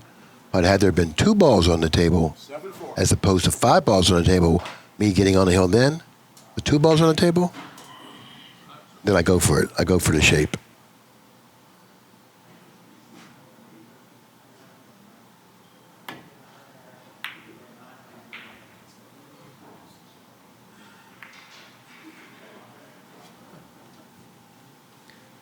This is a tough spot here. Because if he moves to 3 by hitting the 3 first, he figures to sell out some sort of a bank here. He could come from behind underneath and kick it. That probably will be the better shot. Well, he figures to sell out some sort of a bank here.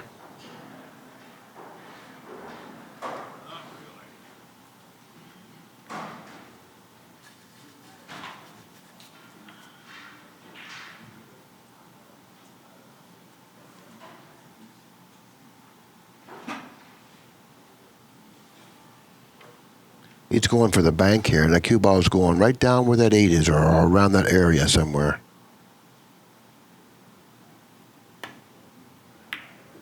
Oh, wow. It went down there in a different way.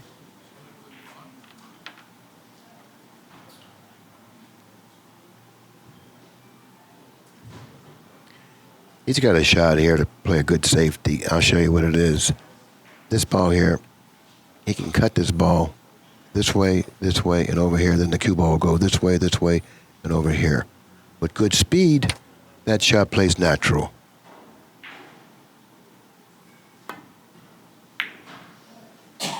Plays pretty good that way, too.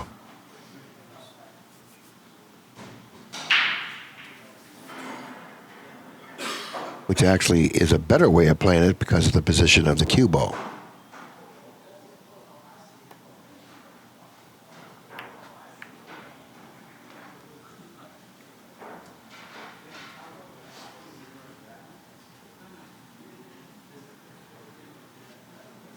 So again, what are you thinking here? Distance? I'm thinking of loosening up those balls on my side because I don't want them to stay in there because they don't go in my pocket, but they are on my side. So I want to loosen them up and then leave distance. I want to put some pressure on my opponent. I want to keep pressure on my opponent. I want to make him defend against something.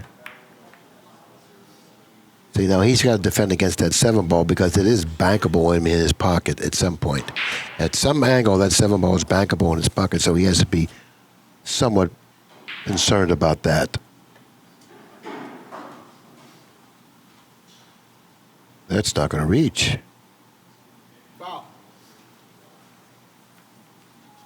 He got paid off, didn't he? He got paid off for loosening it up.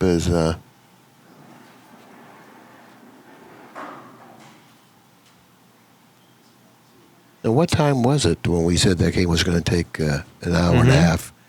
Right now, it's taken like 50 minutes.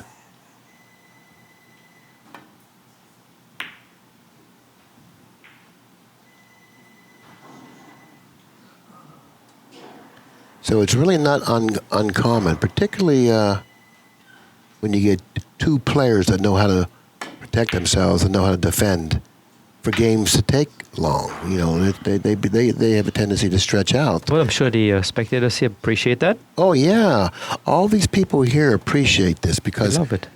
you know, they love it. Yeah, they love it, and it's true. You know, if you get people that don't understand the game, they wouldn't be here. They'd be outside playing 8-ball or 10-ball or something in the other room. But the people that are here surrounding this table, they all understand this game and they love it. I'll make a survey after the match.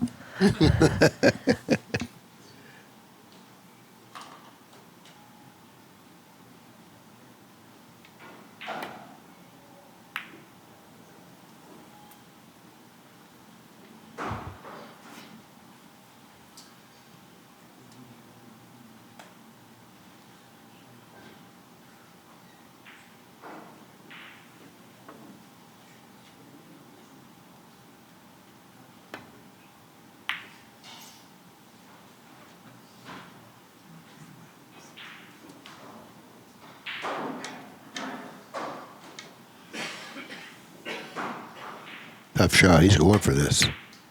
Wow, what a beautiful hit, huh? What a beautiful hit. Now, that was a hit there.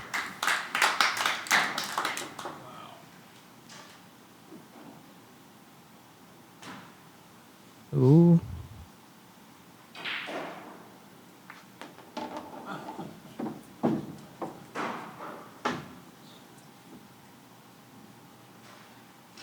See, Van Boening doesn't really want to make anything here. What he wants to do is put Appleton in a situation where he's forced to make a ball, and then Van Boening can follow up by making another ball to get two balls on the foot spot.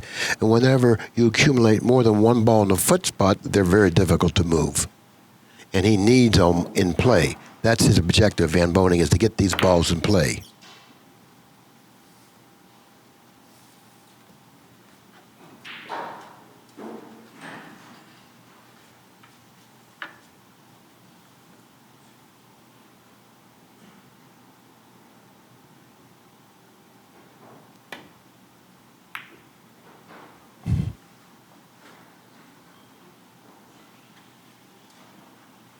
The problem that I have is judging when there is a double kiss and not. I think, no, I'm not that bad, but I'm not as precise, accurate in my decision like the one pocket players. Well, it all falls on to, back to the more familiar you are with something, the better understanding you have, you know. And one pocket players have a much better understanding of those type of shots because they shoot them more often. And they understand the type of reaction that takes place. That was misjudged. He may have lost the game with that. Nope.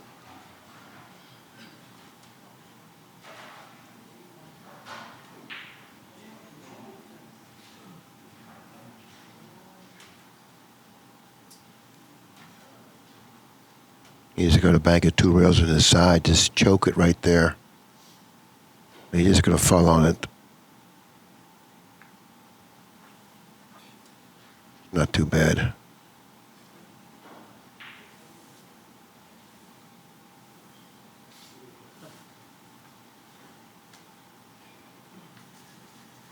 he looking to bank it? I don't think so. I would never do this because I can't win playing ball for ball here. You know, I can't win playing that game. If I need 1 ball and you need 4. I mean, if I need 4 balls and my opponent needs 1, I'm not looking to shoot shots like that. I'm looking to accumulate 2 balls on the foot spot. That's what I'm looking to do. And then perhaps you get 3 balls on the foot spot, and all of a sudden you got a chance to win the game when you get the balls in play. My objective is to get those balls in play. I'm not looking to shoot some bank that I can't make and only can get close. I'm just wasting my time. I got to try to figure out another strategy.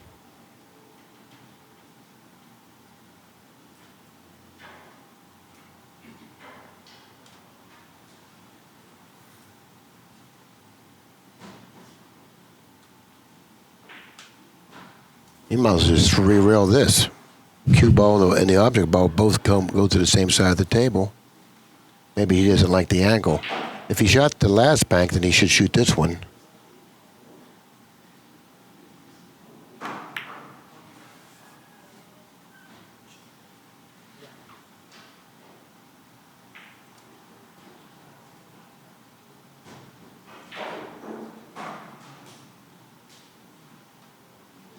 He can roll on this softly and cut it to his left. That's his only shot from here. He can't. He's got to cut it. See, he's got to cut that ball. I don't believe it rolled off that badly. If his intentions were to cut it to the left, then I don't think it was possible to end up where it did. But if his intentions were to hit it softly and in full, that's going to happen occasionally.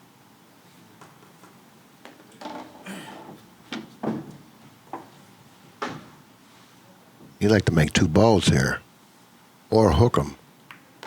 Now he hooked him. Now he's going to get back into the game.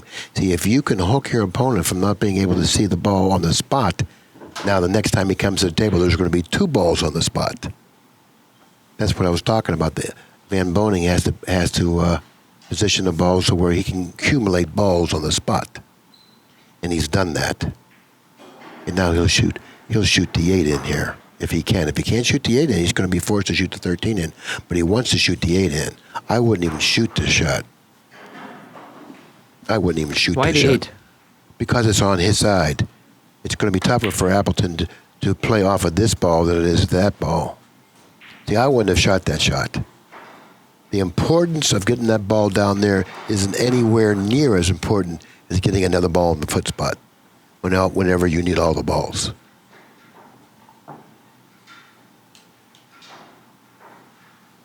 Because you can't play your opponent needing 3 against his 1 ball for ball. That's what he's doing, ball for ball. You need to get 2 balls on the foot spot, and actually be great to get 3 on the foot spot. Now you become like a threat to win the game. As long as those balls are hanging there, Appleton has no pressure on him at all, none. But when those balls start to accumulate on the foot spot, the more balls on the foot spot, the more pressure Appleton has.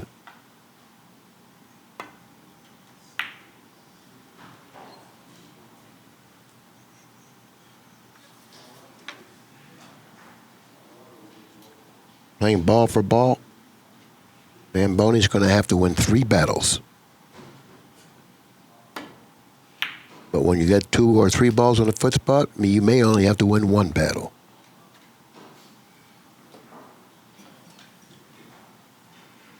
Well, he's been catching up. Seamus. Yes, he has. But catching up is because he's catching up in a certain fashion. It doesn't make it right. You're right. As long as you win at the end. Well, if you're looking at it like that, yeah, as long as you win, you win.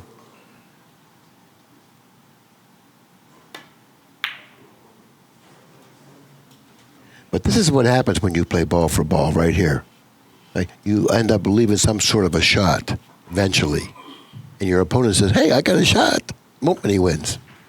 Because he got no pressure on him. He can shoot shots like this with a little confidence. Inside angle, he's spinning around it, hitting it good, win the game. Not yet. No, but what I'm saying, you know, I think no fear. Whenever you don't have any fear, you hit balls better.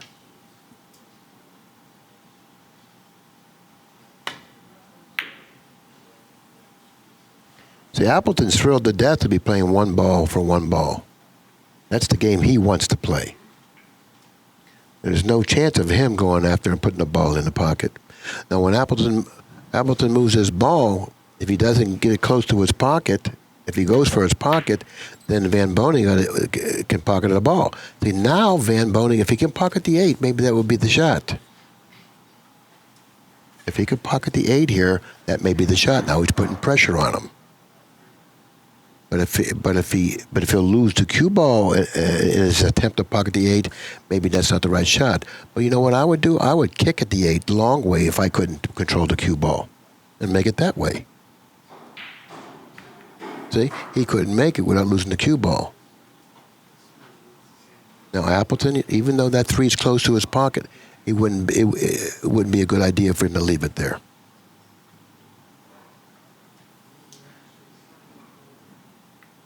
No, I don't know if I would be doing this.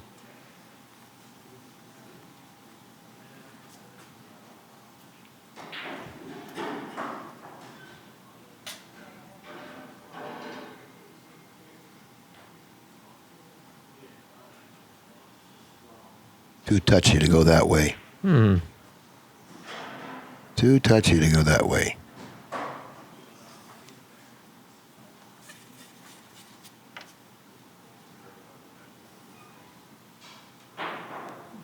It's not a bad shot, because now he's going to have 2 balls down the table.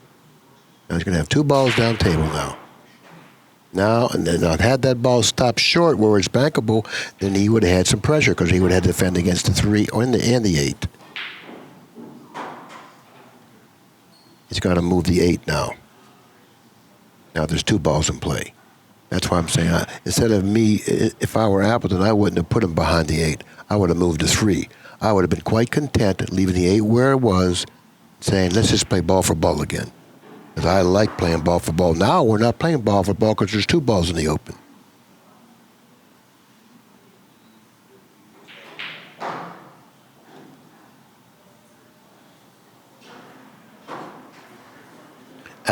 Appleton's having thoughts about making this stripe.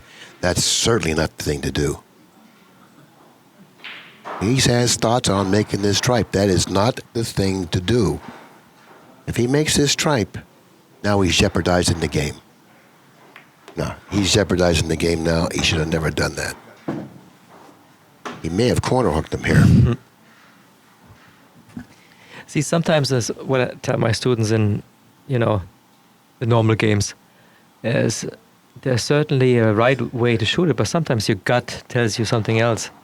It's tough to go against that. Well,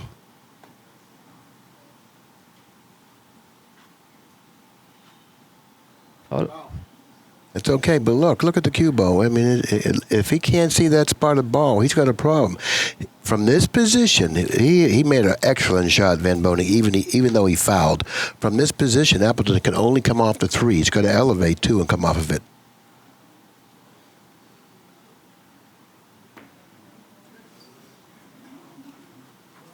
So, see, Van Boening has a much better game now, needing 4 balls than he did when he needed 3 balls, but when 2 balls were in the pocket. He has got a much better chance of winning now.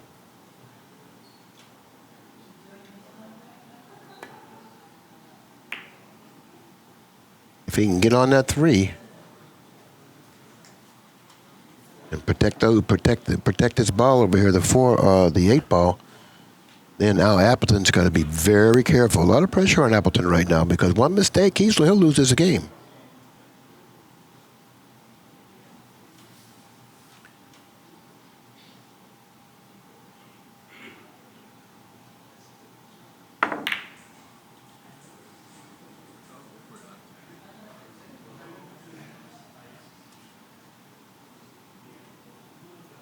He made a pretty good shot. He's going to shoot the 2, follow straight up table, try to put it on his side of the table, and not give him a cross corner bank.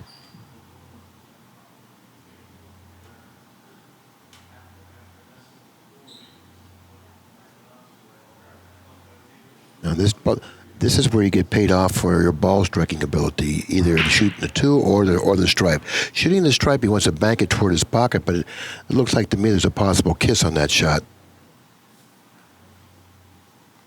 Shooting the 2, if you can hit it full in the face, you can 2-rail it and get it by your pocket. But hitting it with the right speed is difficult. If you come off the 8, you may lose your position here. If you come off the 8, then you lose your position. He's going to come off the 8 himself now and move that 8 up table now. And move the 8 up table, making your job much more difficult. His job is to get balls out of play now, where Van Boning's job was to keep balls in play and put pressure on him. The shot he shot, he lost his position. Van Boening, that is. And now, providing he didn't want to make that. he's walking away from the table. He says, "What the heck's happening to me?"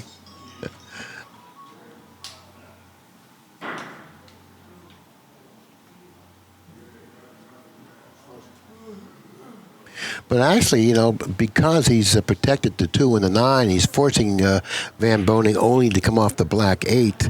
That's not too bad.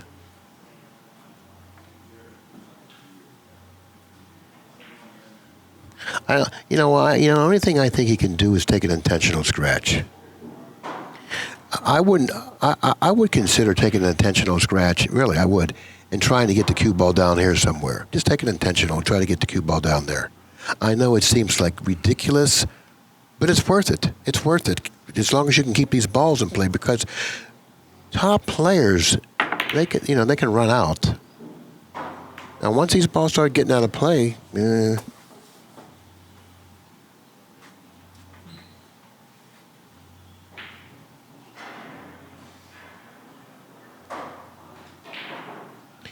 I like this shot here. Put me an overhead. I like moving this ball here. So, 1 cushion, 2 cushions, and putting it over here and following up. Because then, once you put this ball here on your side of the table, then you prevent him or stop him from banking anything. So he has to be preoccupied with moving that ball. See, if he tries to force something else, he's going to give up probably a shot. Mm-hmm. I think he has to move that 3, 2 rails on his side. So, and say, go ahead. You want to shoot the 8? What about me? I'm going to shoot the 3 if you miss it. See, 1, 2, there you go. That's the shot.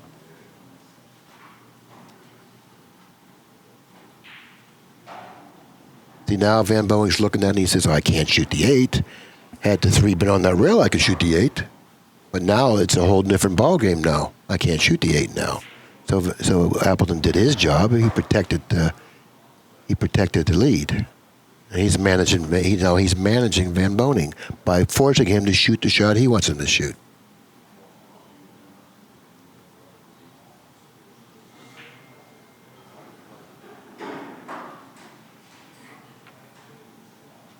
Now, if he forces himself to shoot the 8, which this is really risky now, okay? If he makes it, he wins. It's scary, but you know what? I don't know. I don't know. Let's see what happens. Okay, he lost the game. But my thinking was 2 shots ago, I think Van Boening should have taken it intentional and put him in that corner. And that's it. And you're right. An hour and 8 minutes. Pretty good, huh? But it's just a game of patience and understanding, And once you develop a fairly good understanding of the game, you start using your imagination to add to it, and you can move the cue ball around, move object balls around, and position balls where you feel they need to be, position the cue ball, protect balls, and have patience and discipline. And all of a sudden, you become a real strong one-pocket player. Make sure you eat a lot before the match and go to the bathroom. Okay, we're going to go on a break. What's the score of this match? 1-1. It's shortened this race to 4 to race to 3. I don't know who was opposed to it. I think Appleton should have gone for it, and the reason that is because he has the break. See, he's going to have the break if it ever goes hill-hill. I'd rather have the break racing to 2 than racing to 3. So therefore, if the score is 1-1, if you race to 3, that means you're racing to 2, right? Because you already got 1 game. So I would rather have the break racing to 2 than I would racing to 3. How about you? Yeah, I agree. Okay. No, I understand. You I get understand? you. So therefore, he should have been the guy that says, "Oh, well, let's go. Let's race to 3." Right, and I thought that, and he's the one that should have wanted to do it. He should have been for it. Okay, right away you can see the red 3. So that's 1 out.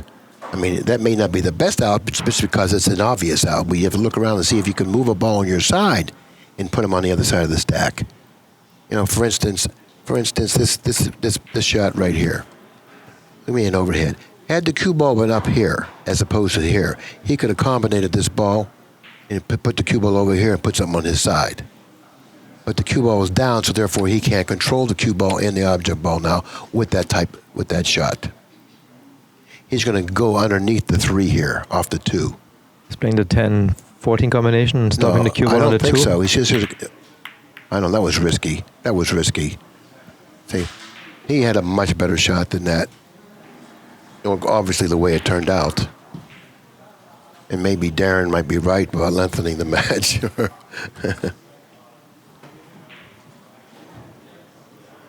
See, he could have came off the 2. Let me have an overhead. The 2 ball was over here. He could have came off the 2 and dropped them in here behind these balls, dropped them. It's so powerful and strong to put your opponent against the ball on the bottom rail, totally cutting off the table, forcing him to shoot the other way, and it's usually a bad way.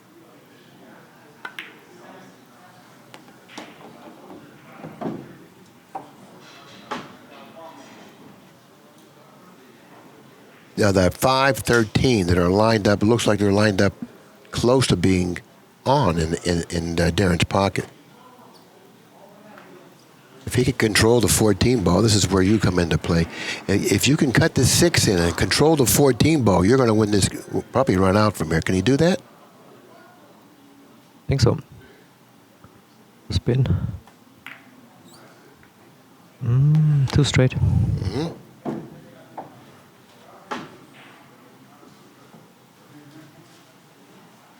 Keep in mind, the 8 ball is very bankable. You can shoot the 14, get a shot on the 9. If you can't get anything after that, carrying that angle, maybe you're better off banking the 8 next.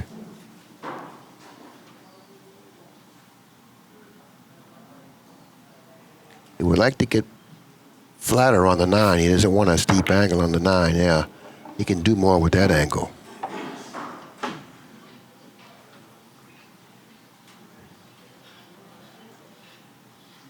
He's looking at the 8 now, like I mentioned to you. The 8's a very bankable ball, but what can you get if you bank it? He's weighing that up now. If he can get some balls after he banks the 8, he'll probably bank the 8 here, because shooting the 9, is there a guarantee he's going to come up with another angle, another shot?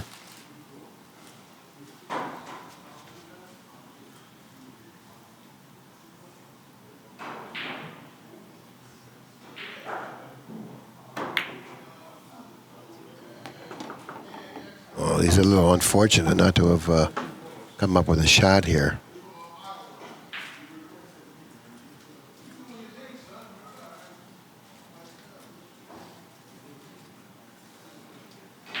At least he got the 8 out of the way. Exactly. You know, that was a good ball to shoot because it accomplished a lot. First, it gives you a chance to put it down, and then secondly, takes a lot of pressure off you. You know, getting rid of that ball.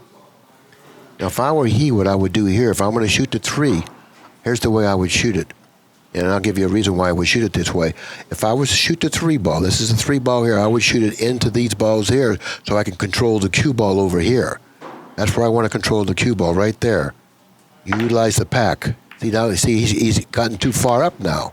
See, I hit it softer. I control the cue ball over here. I don't leave this ball doesn't leak out. If anything leaks out, it'll leak out over here, and I'll be over here. See? By going up too high, then you run the risk of leaving a return bank that could create problems for you.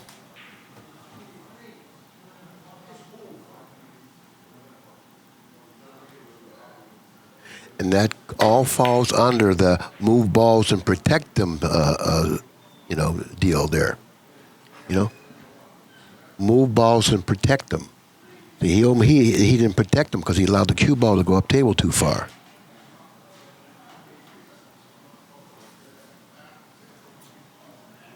Even though you have a less of a chance of pocketing something, you protect your position and improve it. And you force your opponent, you're managing your opponent, you're forcing your opponent to play your game.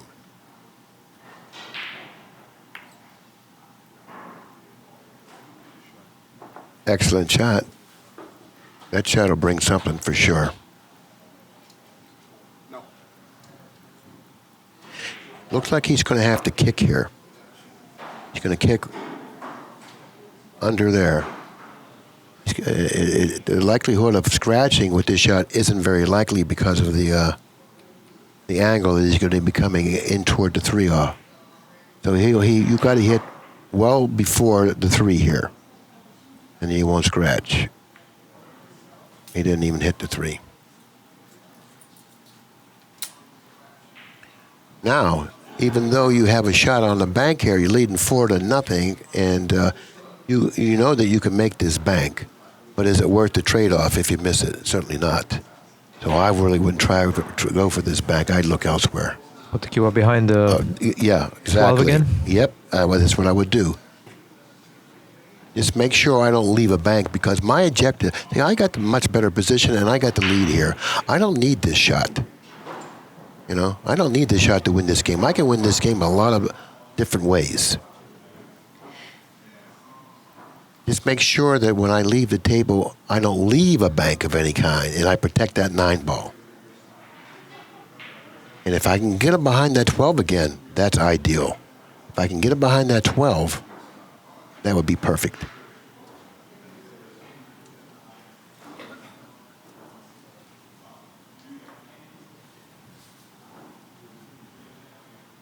Now, he's probably going to end up kicking at the 9 here, because if he moves it to 13, he may leave a bank on the 4.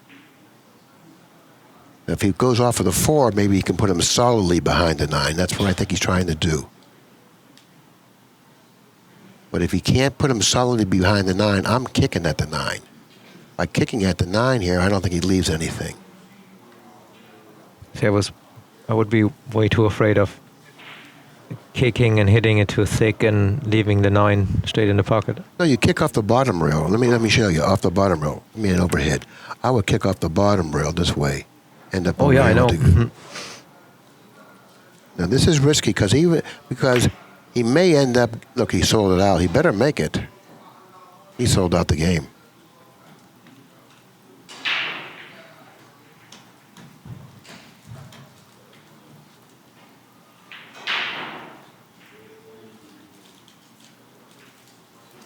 He has a lot more patience, it appears, than his opponent. Oh, Darren? Yes. I think that's one of his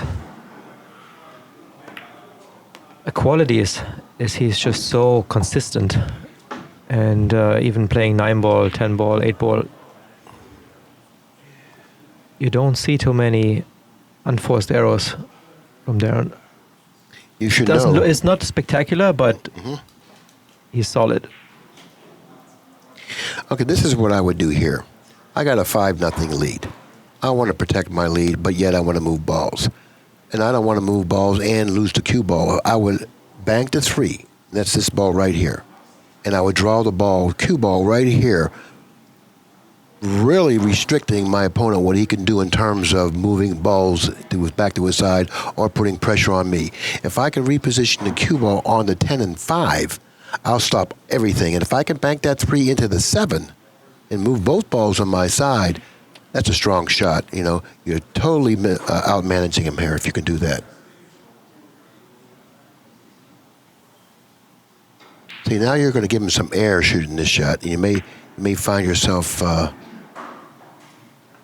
giving up some sort of a shot. That's the same bank again. No, he may have it. I don't know. On the 3. He may have it. See, I wouldn't have given him anything. I would have drew the cue ball onto the 10-5.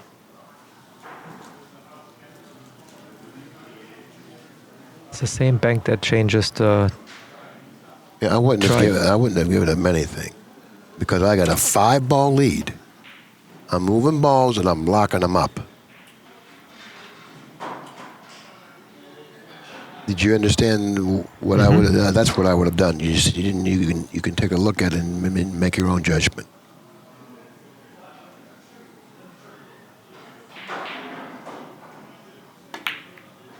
That ball he hit much better. But he scratched. He got the kiss and scratch. Now it's 5 to -1.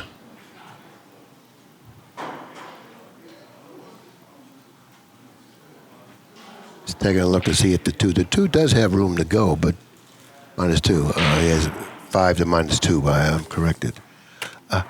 He has room to make the 2, but do you go for it?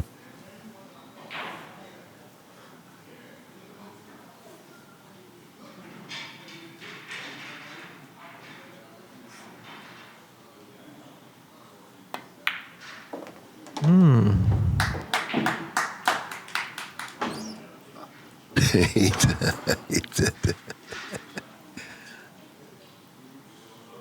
the cue ball go. Yeah, that's certainly not what I wanted to do. What the heck? I shot the winning shot, but I forgot to play shape.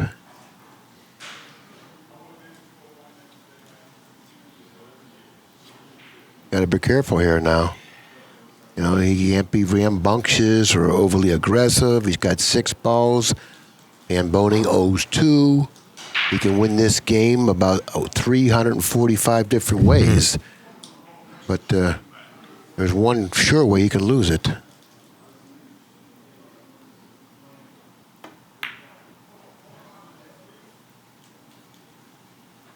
It's not bad at all.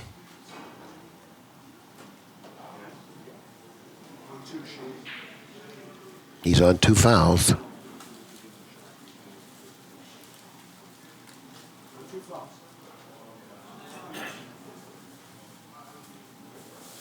There's nothing up that way, Shane. Nothing up that way unless you can shoot the 11 and draw it back. That's not very good. If you move either the 4 or the 13 or the 12, whatever it is, you may leave a bank. Trying to get behind under the 10 here.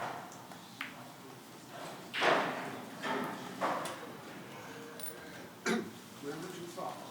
6 to -2.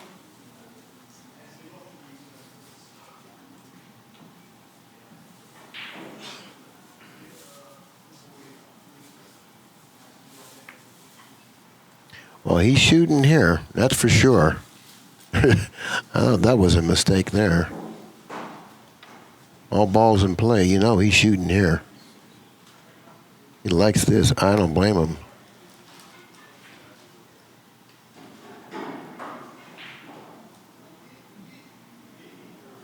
Curious to see Shane later, how he's going to make the transition to 10 ball, because when he's done, he can jump right into his game with Dennis. When he's done here, he's going to be too tired to play.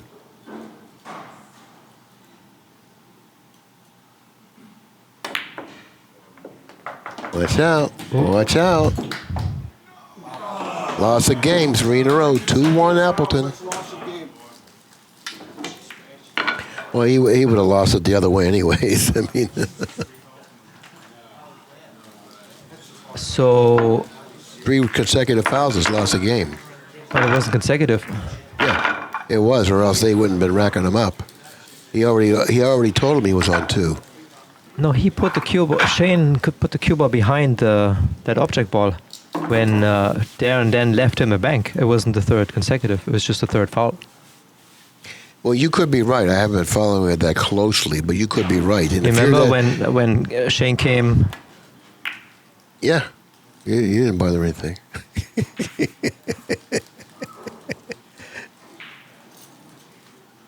So is it 3 consecutive fouls or Yes. 3 fouls? No, 3 consecutive fouls. Then he didn't lose.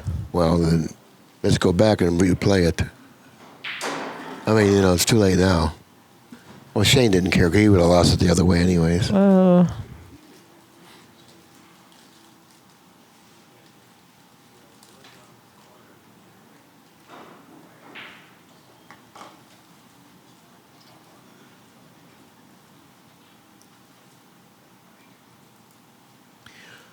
There's going to be a lot of times after the break when you're faced with a similar situation and you really don't have anything to do, then you have to take it intentional. Not like that, though. By shooting the cue ball overhead, please. He was here. By shooting the cue ball up here.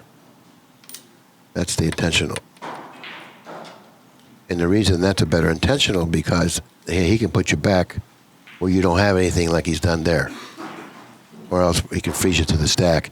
By shooting up table, now he's forced to do something that's difficult to hold you with.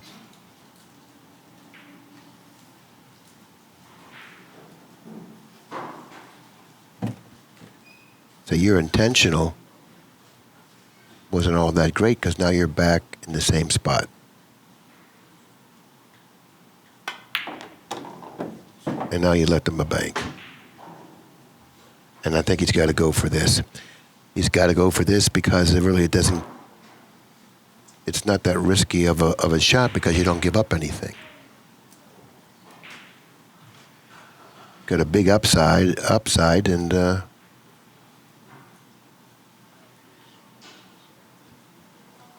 right. Thorsten was right again.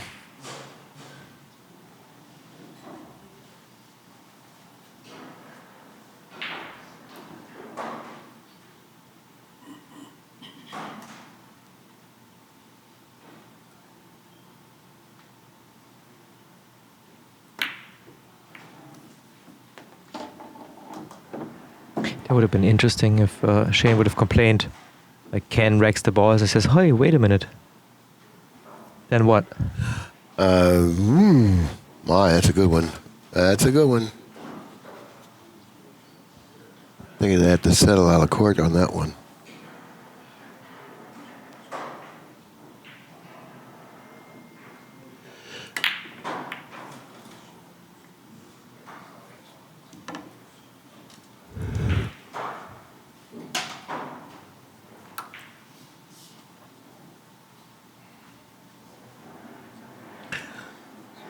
He's looking to see if that 213 or maybe these two balls here, a little overhead.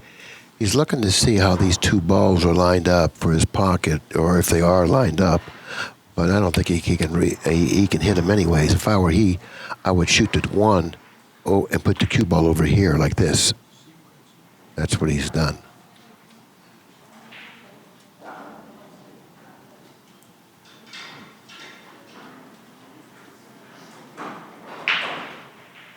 There you go. He's gonna shoot this way, possibly. He's gonna shoot this way,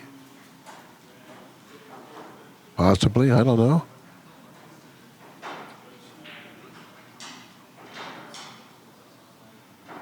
Has he got a dead ball? Yeah, he had a dead ball. Wow.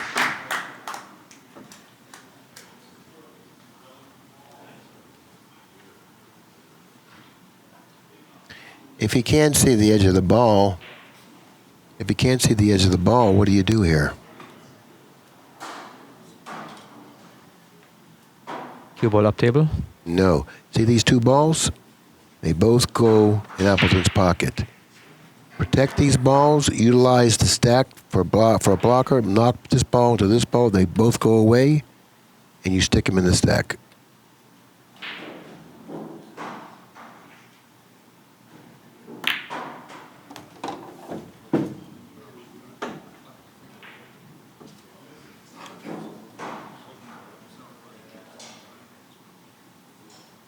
But of course, I had you on the shot clock, and my apology. I didn't give you time to think. I didn't see that he could see the left side I of didn't that give you ball. time to think. As you looked around, you would have saw that. And then you move balls from his side, you're productive. You put them in the stack, you're productive. You protect your balls, you're productive. On three fronts, you make a good shot. He can make the 14 here. Or was it the 10?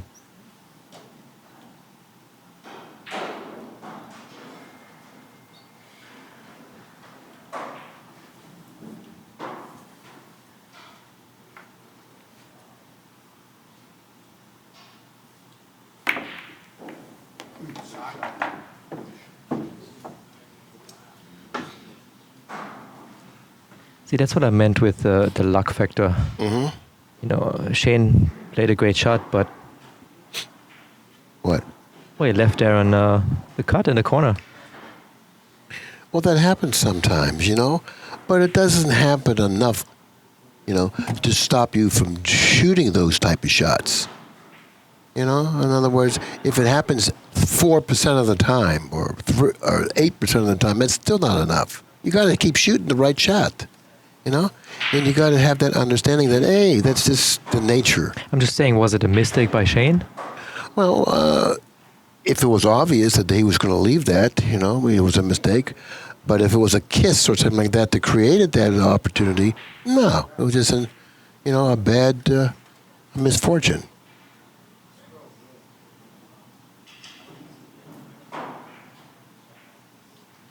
Gotta be careful here. That pocket will suck both balls up. Oh, he's not gonna like that. I don't think the 11 goes, does it? I think it does. It does? Mm-hmm. And yeah, probably does because he doesn't seem like he has that I'd even look at the kiss shot. disappointed face.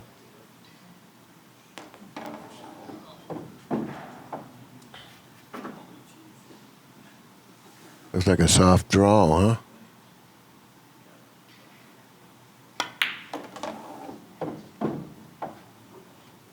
Now he's in trouble.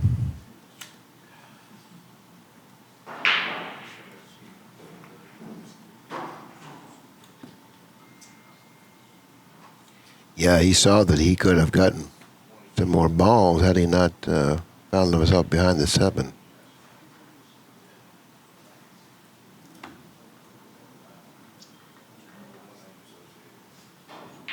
Well, this will make the game longer. Okay, he has to spot something up. Does he owe any? No. No, he doesn't owe any? Okay, if he doesn't owe any, what he needs to do then, he has to protect this ball right Oh wait, here. there's a coin on the table. Do I have an overhead? Okay, he has to protect this ball. He has to protect this ball here, if he can. If he can protect this ball, that's what he should do. Yes, you do. He can protect it by protecting it with this ball, by putting the cue ball down here, utilizing this ball to protect this ball, because he must protect this ball. If he doesn't protect that ball, then Van Boening will then shoot off of this ball and maybe put the cue ball up here. So he's got to protect that ball, the 13 ball. He can shoot the 9 ball and follow down near the pocket, if he can do that, and use the 5 as a blocker. But if he can't do that, then he has to look elsewhere.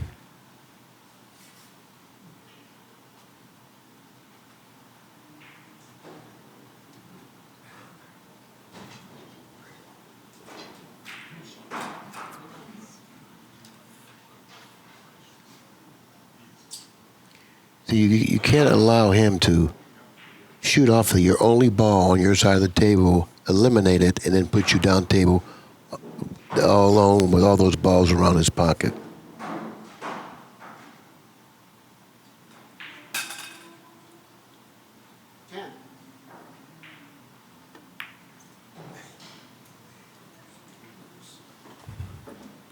Okay, that's not a bad shot because he put 2 balls on his side of the table. Now Shane's got to move them both. Or he's got to move one and put you behind the other one.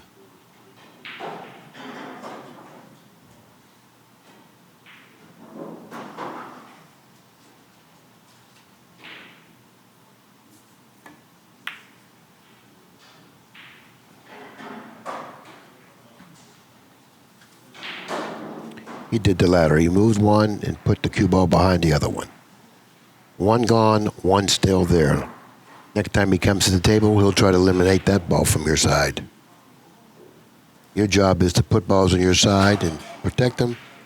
His job is to move them away, position them on his side.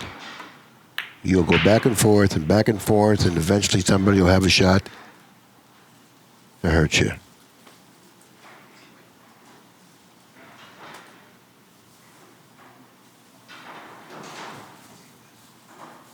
So what is he doing? Following the 5 behind the... Yeah, he doesn't... 13? He wants to try to get the cue ball where we had it last time. Or he's going to move balls. He's going to shoot the 5 into the stripe and maybe follow up, because there's nothing bankable because of the position of the 9-4. So therefore, he don't have to be concerned about leaving a cross-corner bank. Had those balls been a little bit lower, then he could have, then he could have been more concerned about leaving a bank. But that's... Well, that was a pretty nice little shot there. Pretty nice little hit there.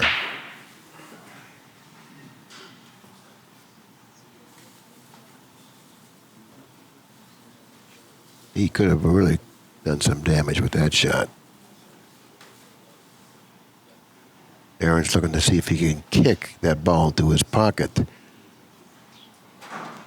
I just think he should kick it softly, get that cue ball behind the 9. I think that would be probably the best thing to do from this position. You know, you don't need to do anything more than that.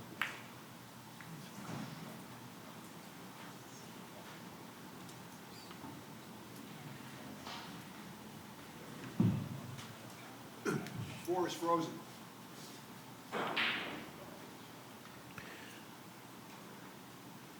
Sometimes you get a little careless because you think you could improve your position, but you lose the cue ball in an attempt to do it. He played a good cue ball.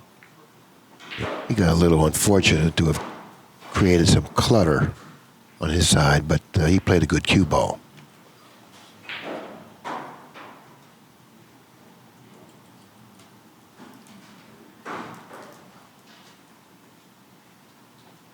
The 3 and the 13 are really favor Darren because he can leave them up table without leaving a cross corner on the stripe because the 3 protects that. Oh, 4's not frozen now. He's kicking at the 4 here. Good.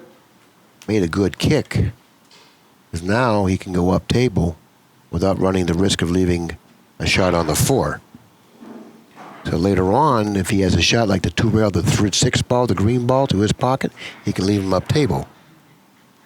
Because Van Boney's going to probably try to put him over there again, behind the stripe. And he may leave him that 2-rail shot on that green 6.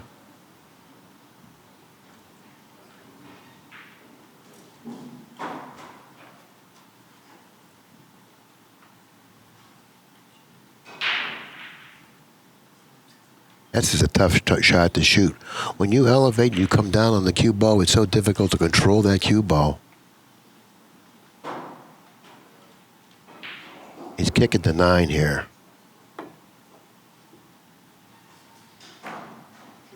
Nice. Do you agree with that? Well, you know, he was in a pretty tough spot. I don't think he could have protected his position, you know, that well from where he was. So he figured he might as well steal the ball. I like it because, you know, that ties up the game. He's got pretty good position. You just got to protect it.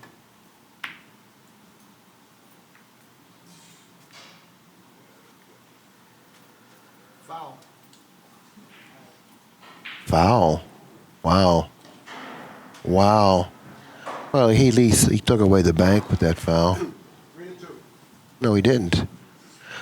Now, this is you know, if you're a great bank pool player, you might go for this. Score is 3-2, your favor. You feel that you're a better mover than him. It's pretty tempting. Sometimes, you know, greed takes over. You go for it and miss, or go for it and win. If not, you maybe try to 2-rail the 5 out of there. Protect the balls on your side. Or protect the balls on your side, or 1-rail the 9 like he's done. But protect the balls on your side. Don't make it easy for him to move those balls and go up table.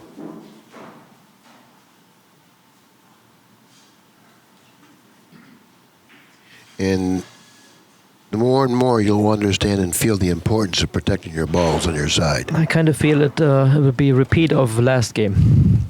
Yeah. Now. No. No? There's still a lot of play here down table. There's a lot of play. You know, the balls, you know, you just got to be careful here. They're not looking to play up table. See, they're not looking to play up table yet. Now, Darren can go up table. He can bank to 3. And he can send the cue ball up by that pocket. And he can, even though he may not be able to make the bank, he can put it close to his pocket, and he'll have interfering balls to protect it. And if he here's, let's take a look at the overhead here. See, he can bank this 3 here. It comes down here, it may end up here. The cue ball could come up this way and over here. Now we'll have these balls to protect that 3. No. Or he could even No, he's got. I like banking the 3 here because were you afraid of leaving that combination? Mm-hmm. You know what I mean? You're going to have that ball by your pocket. This is now you're looking to play up table. And now we're looking to play up table. He's forcing an up table game. The other way, you put pressure on your opponent. You challenge him. I thought he had a perfect opportunity to challenge him. Looked like he was laying really nicely for that.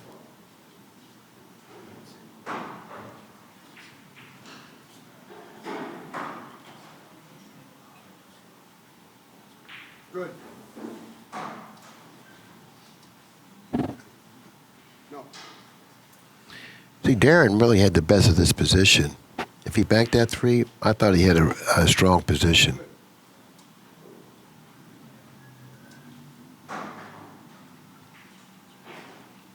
What do you think? Frozen. Really, seriously, what do you think after I No, I drew like it that out? bank. You know, because you're leaving him that combination. If you can put the cue ball up there, bank that 3, you're gonna create some pretty positive action down here, and then you have balls to protect it. Maybe he thought the 4 ball was slightly off the rail, Maybe making it a bigger target to bank, to combo it in. Yeah. Evidently, he must have thought he was afraid of something. You know, not to do with that, because to me that looked like kind of ideal. So therefore, he had to have some deterrent telling him not to do it. Well, he might not get that chance again. You know, what are you going to do?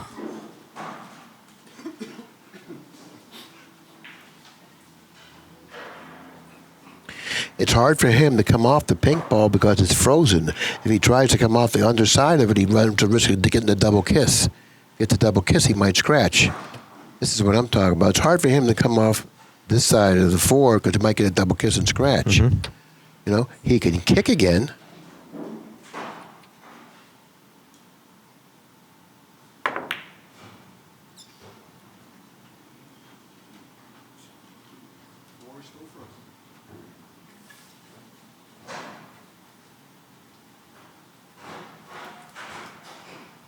Should Shane disturb those 2 balls on the left side? No, he's going to protect them balls. If Shane can do anything, if he can pocket that 12 ball on the side, he might do that. If he can control the cue ball and put it behind that 3 and pocket that 12 in the side, or whatever ball that is, 13, he'll do it. But if he doesn't have the angles to do that, maybe he'll just have to roll softly and do that instead. Just roll softly. Okay, that's what he's done. He pocketed the ball on the side. He used the 3 balls to protect the balls on his side. He protected. Remember, protect those balls. You know, make it hard for your opponent. Make him think. Make him keep thinking. Keep pressure on him. As long as you keep pressure on him, you're wearing him down. You're wearing him down, and he'll always feel your presence.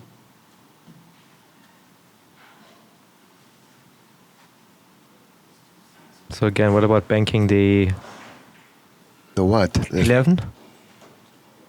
Where's the 11? On Up the there? rail. Up there? Yeah. Well, then he puts himself in the same situation that he did last time. But this time, it's better for Shane because he'll be off the rail. You know, if the combination was good last time. Now he's going for it. Okay. See, this time it's better for Shane because he's off the rail, closer to the ball. He's got a much better look at it. See, I don't know why he didn't do it the other time when he would have been better off, because he would have been further. Shane would have been further from the combination and near the rail. Yep. See, that's sort of like a contradiction to his thoughts the last time he was at the table with that type of a situation. But, wow, Uh-oh. Darren don't like that at all. He don't like that at all. Now he knows he was cheated there.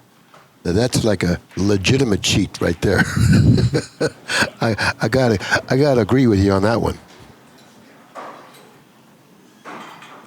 I gotta agree with you on that one.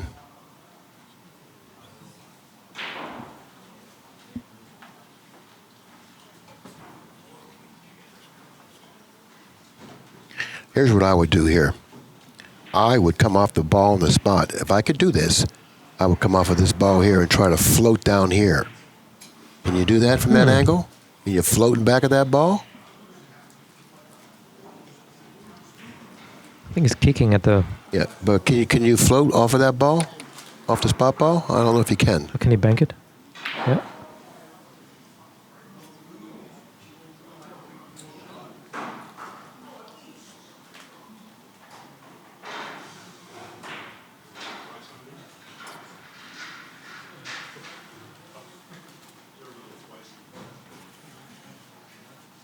He's looking at the 9, if he can bank the 9.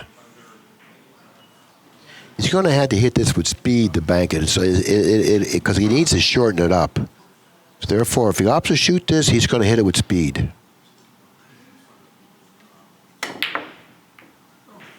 And it didn't work out well for him.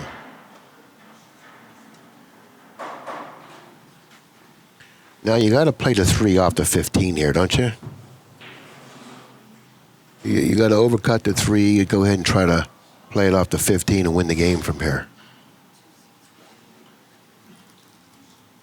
I'd say make the 3 and then maybe use the 9 to come off the 15. You think? Easier. That's a pretty big pocket right now. He's right in front of it. But he has to hit it so he has to hit the 15 so thin. With the 9, he can hit it a little fuller. But look how it carries such natural protection on the angle that he's on. You know, that's my shot, but I'm not going to disagree with you. Perfect.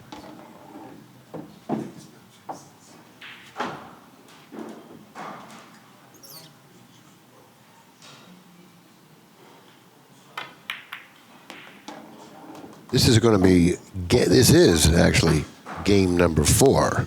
This is going to put Appleton on the hill 3-1. Ball skidded. Good time for a skid, right?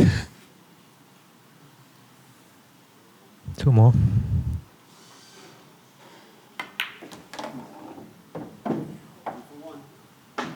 Had they been racing to 3, he would have won.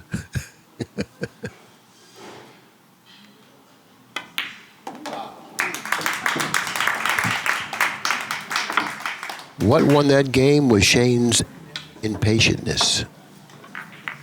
Or what lost that game, I should say.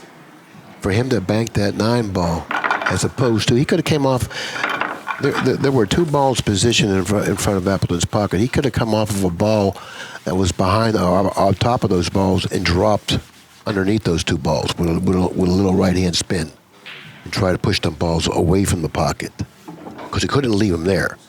Either banks to 9 or he plays the other shot. The other shot moves those balls a little bit further away from the pocket, and then he's got to grind himself out of that position. He opted to try to bank the 9. I thought it was a pretty risky shot. Low percentage, high risk shot. I don't like to shoot low percentage, high risk shots.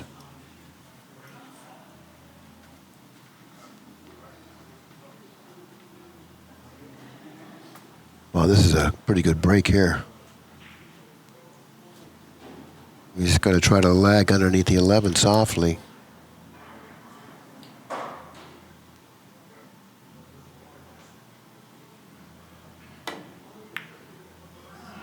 Well, I don't understand. interesting. I don't understand. What did he have in mind?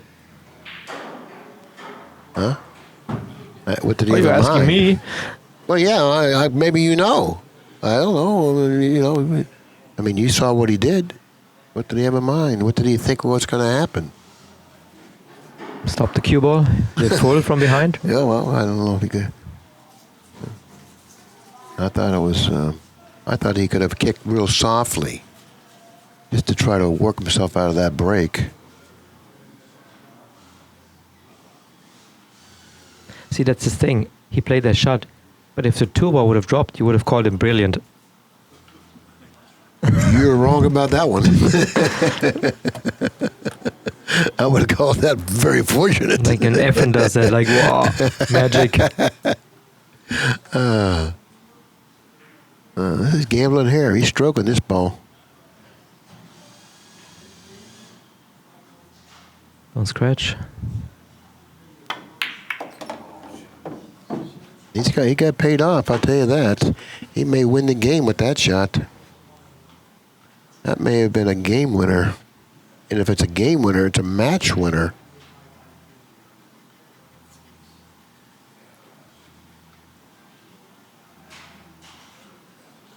How do you play this shot? Yeah, I'm thinking. Huh? It's interesting.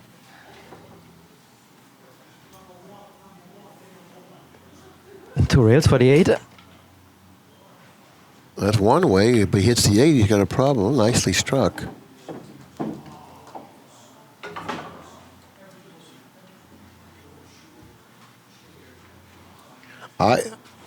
Well, I don't think he has the angle to go into the 7 ball now. Because if I had the angle to go into the 7 ball, that's what I would do. Open up the balls because they're kind of like laying a little bit funny. That 13 ball screwing up everything.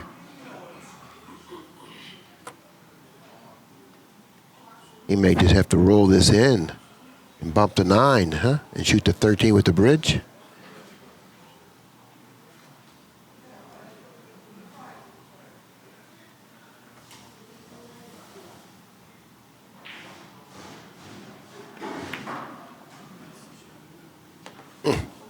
I think he's okay. Oh, yeah? Yeah, I think he's okay. Because if he wasn't okay, you would have already seen it by his expression. He would have got that bite. He bites his lip or gives you that growly look. He wants to draw it between the 12 and 3. Yeah, I think he wants to spin it into the 3 softly. I think he wants to come around the 3. Oh, you're right. Now what does he have?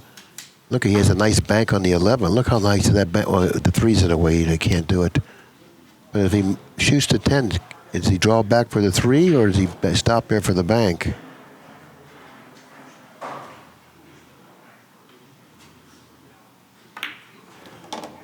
That answers that question. He's got an angle to drop for the stripe. That'd be perfect. If he doesn't, he'll bank the 11. Nice. He got 6 balls, and he's playing for 2. I think you're going to get out of here a little early, and with a slight education as well. So it's not too bad. Oh, he came too far. No, he's fine. He could bank this. You got to go for this. The balls are still all racked up fairly tightly. You figure to move to 2 after you bank this. And you figure to either make it or put it in the pocket.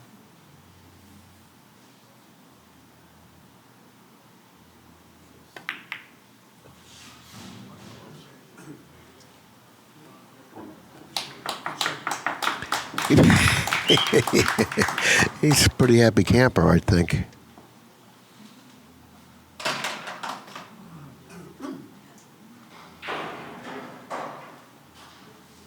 Darren, still undefeated. 5, yeah, well, I get my chance later in 8 ball. No, in 1 pocket. I'll get my chance later. Oh, you don't play in 1, but you already played in 1 pocket. Mm-hmm. But I'm going to be watching your next 2 1-pocket matches. But you know what I mean? You're going to have a much better understanding of the game now. Well, let's see.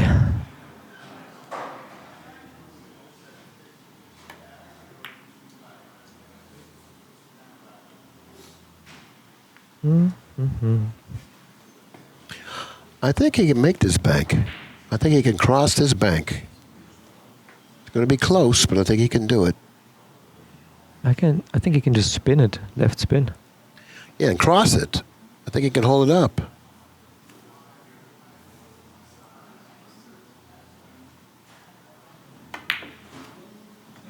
Oh, he shortened it up. Well, anyways, It was interesting. there you have Thank it, you. 4-1 to Appleton, and really, Van Boeing really didn't show much resistance after a couple of mistakes and a couple games ago. He just seemed like he just started shooting some high-risk shots.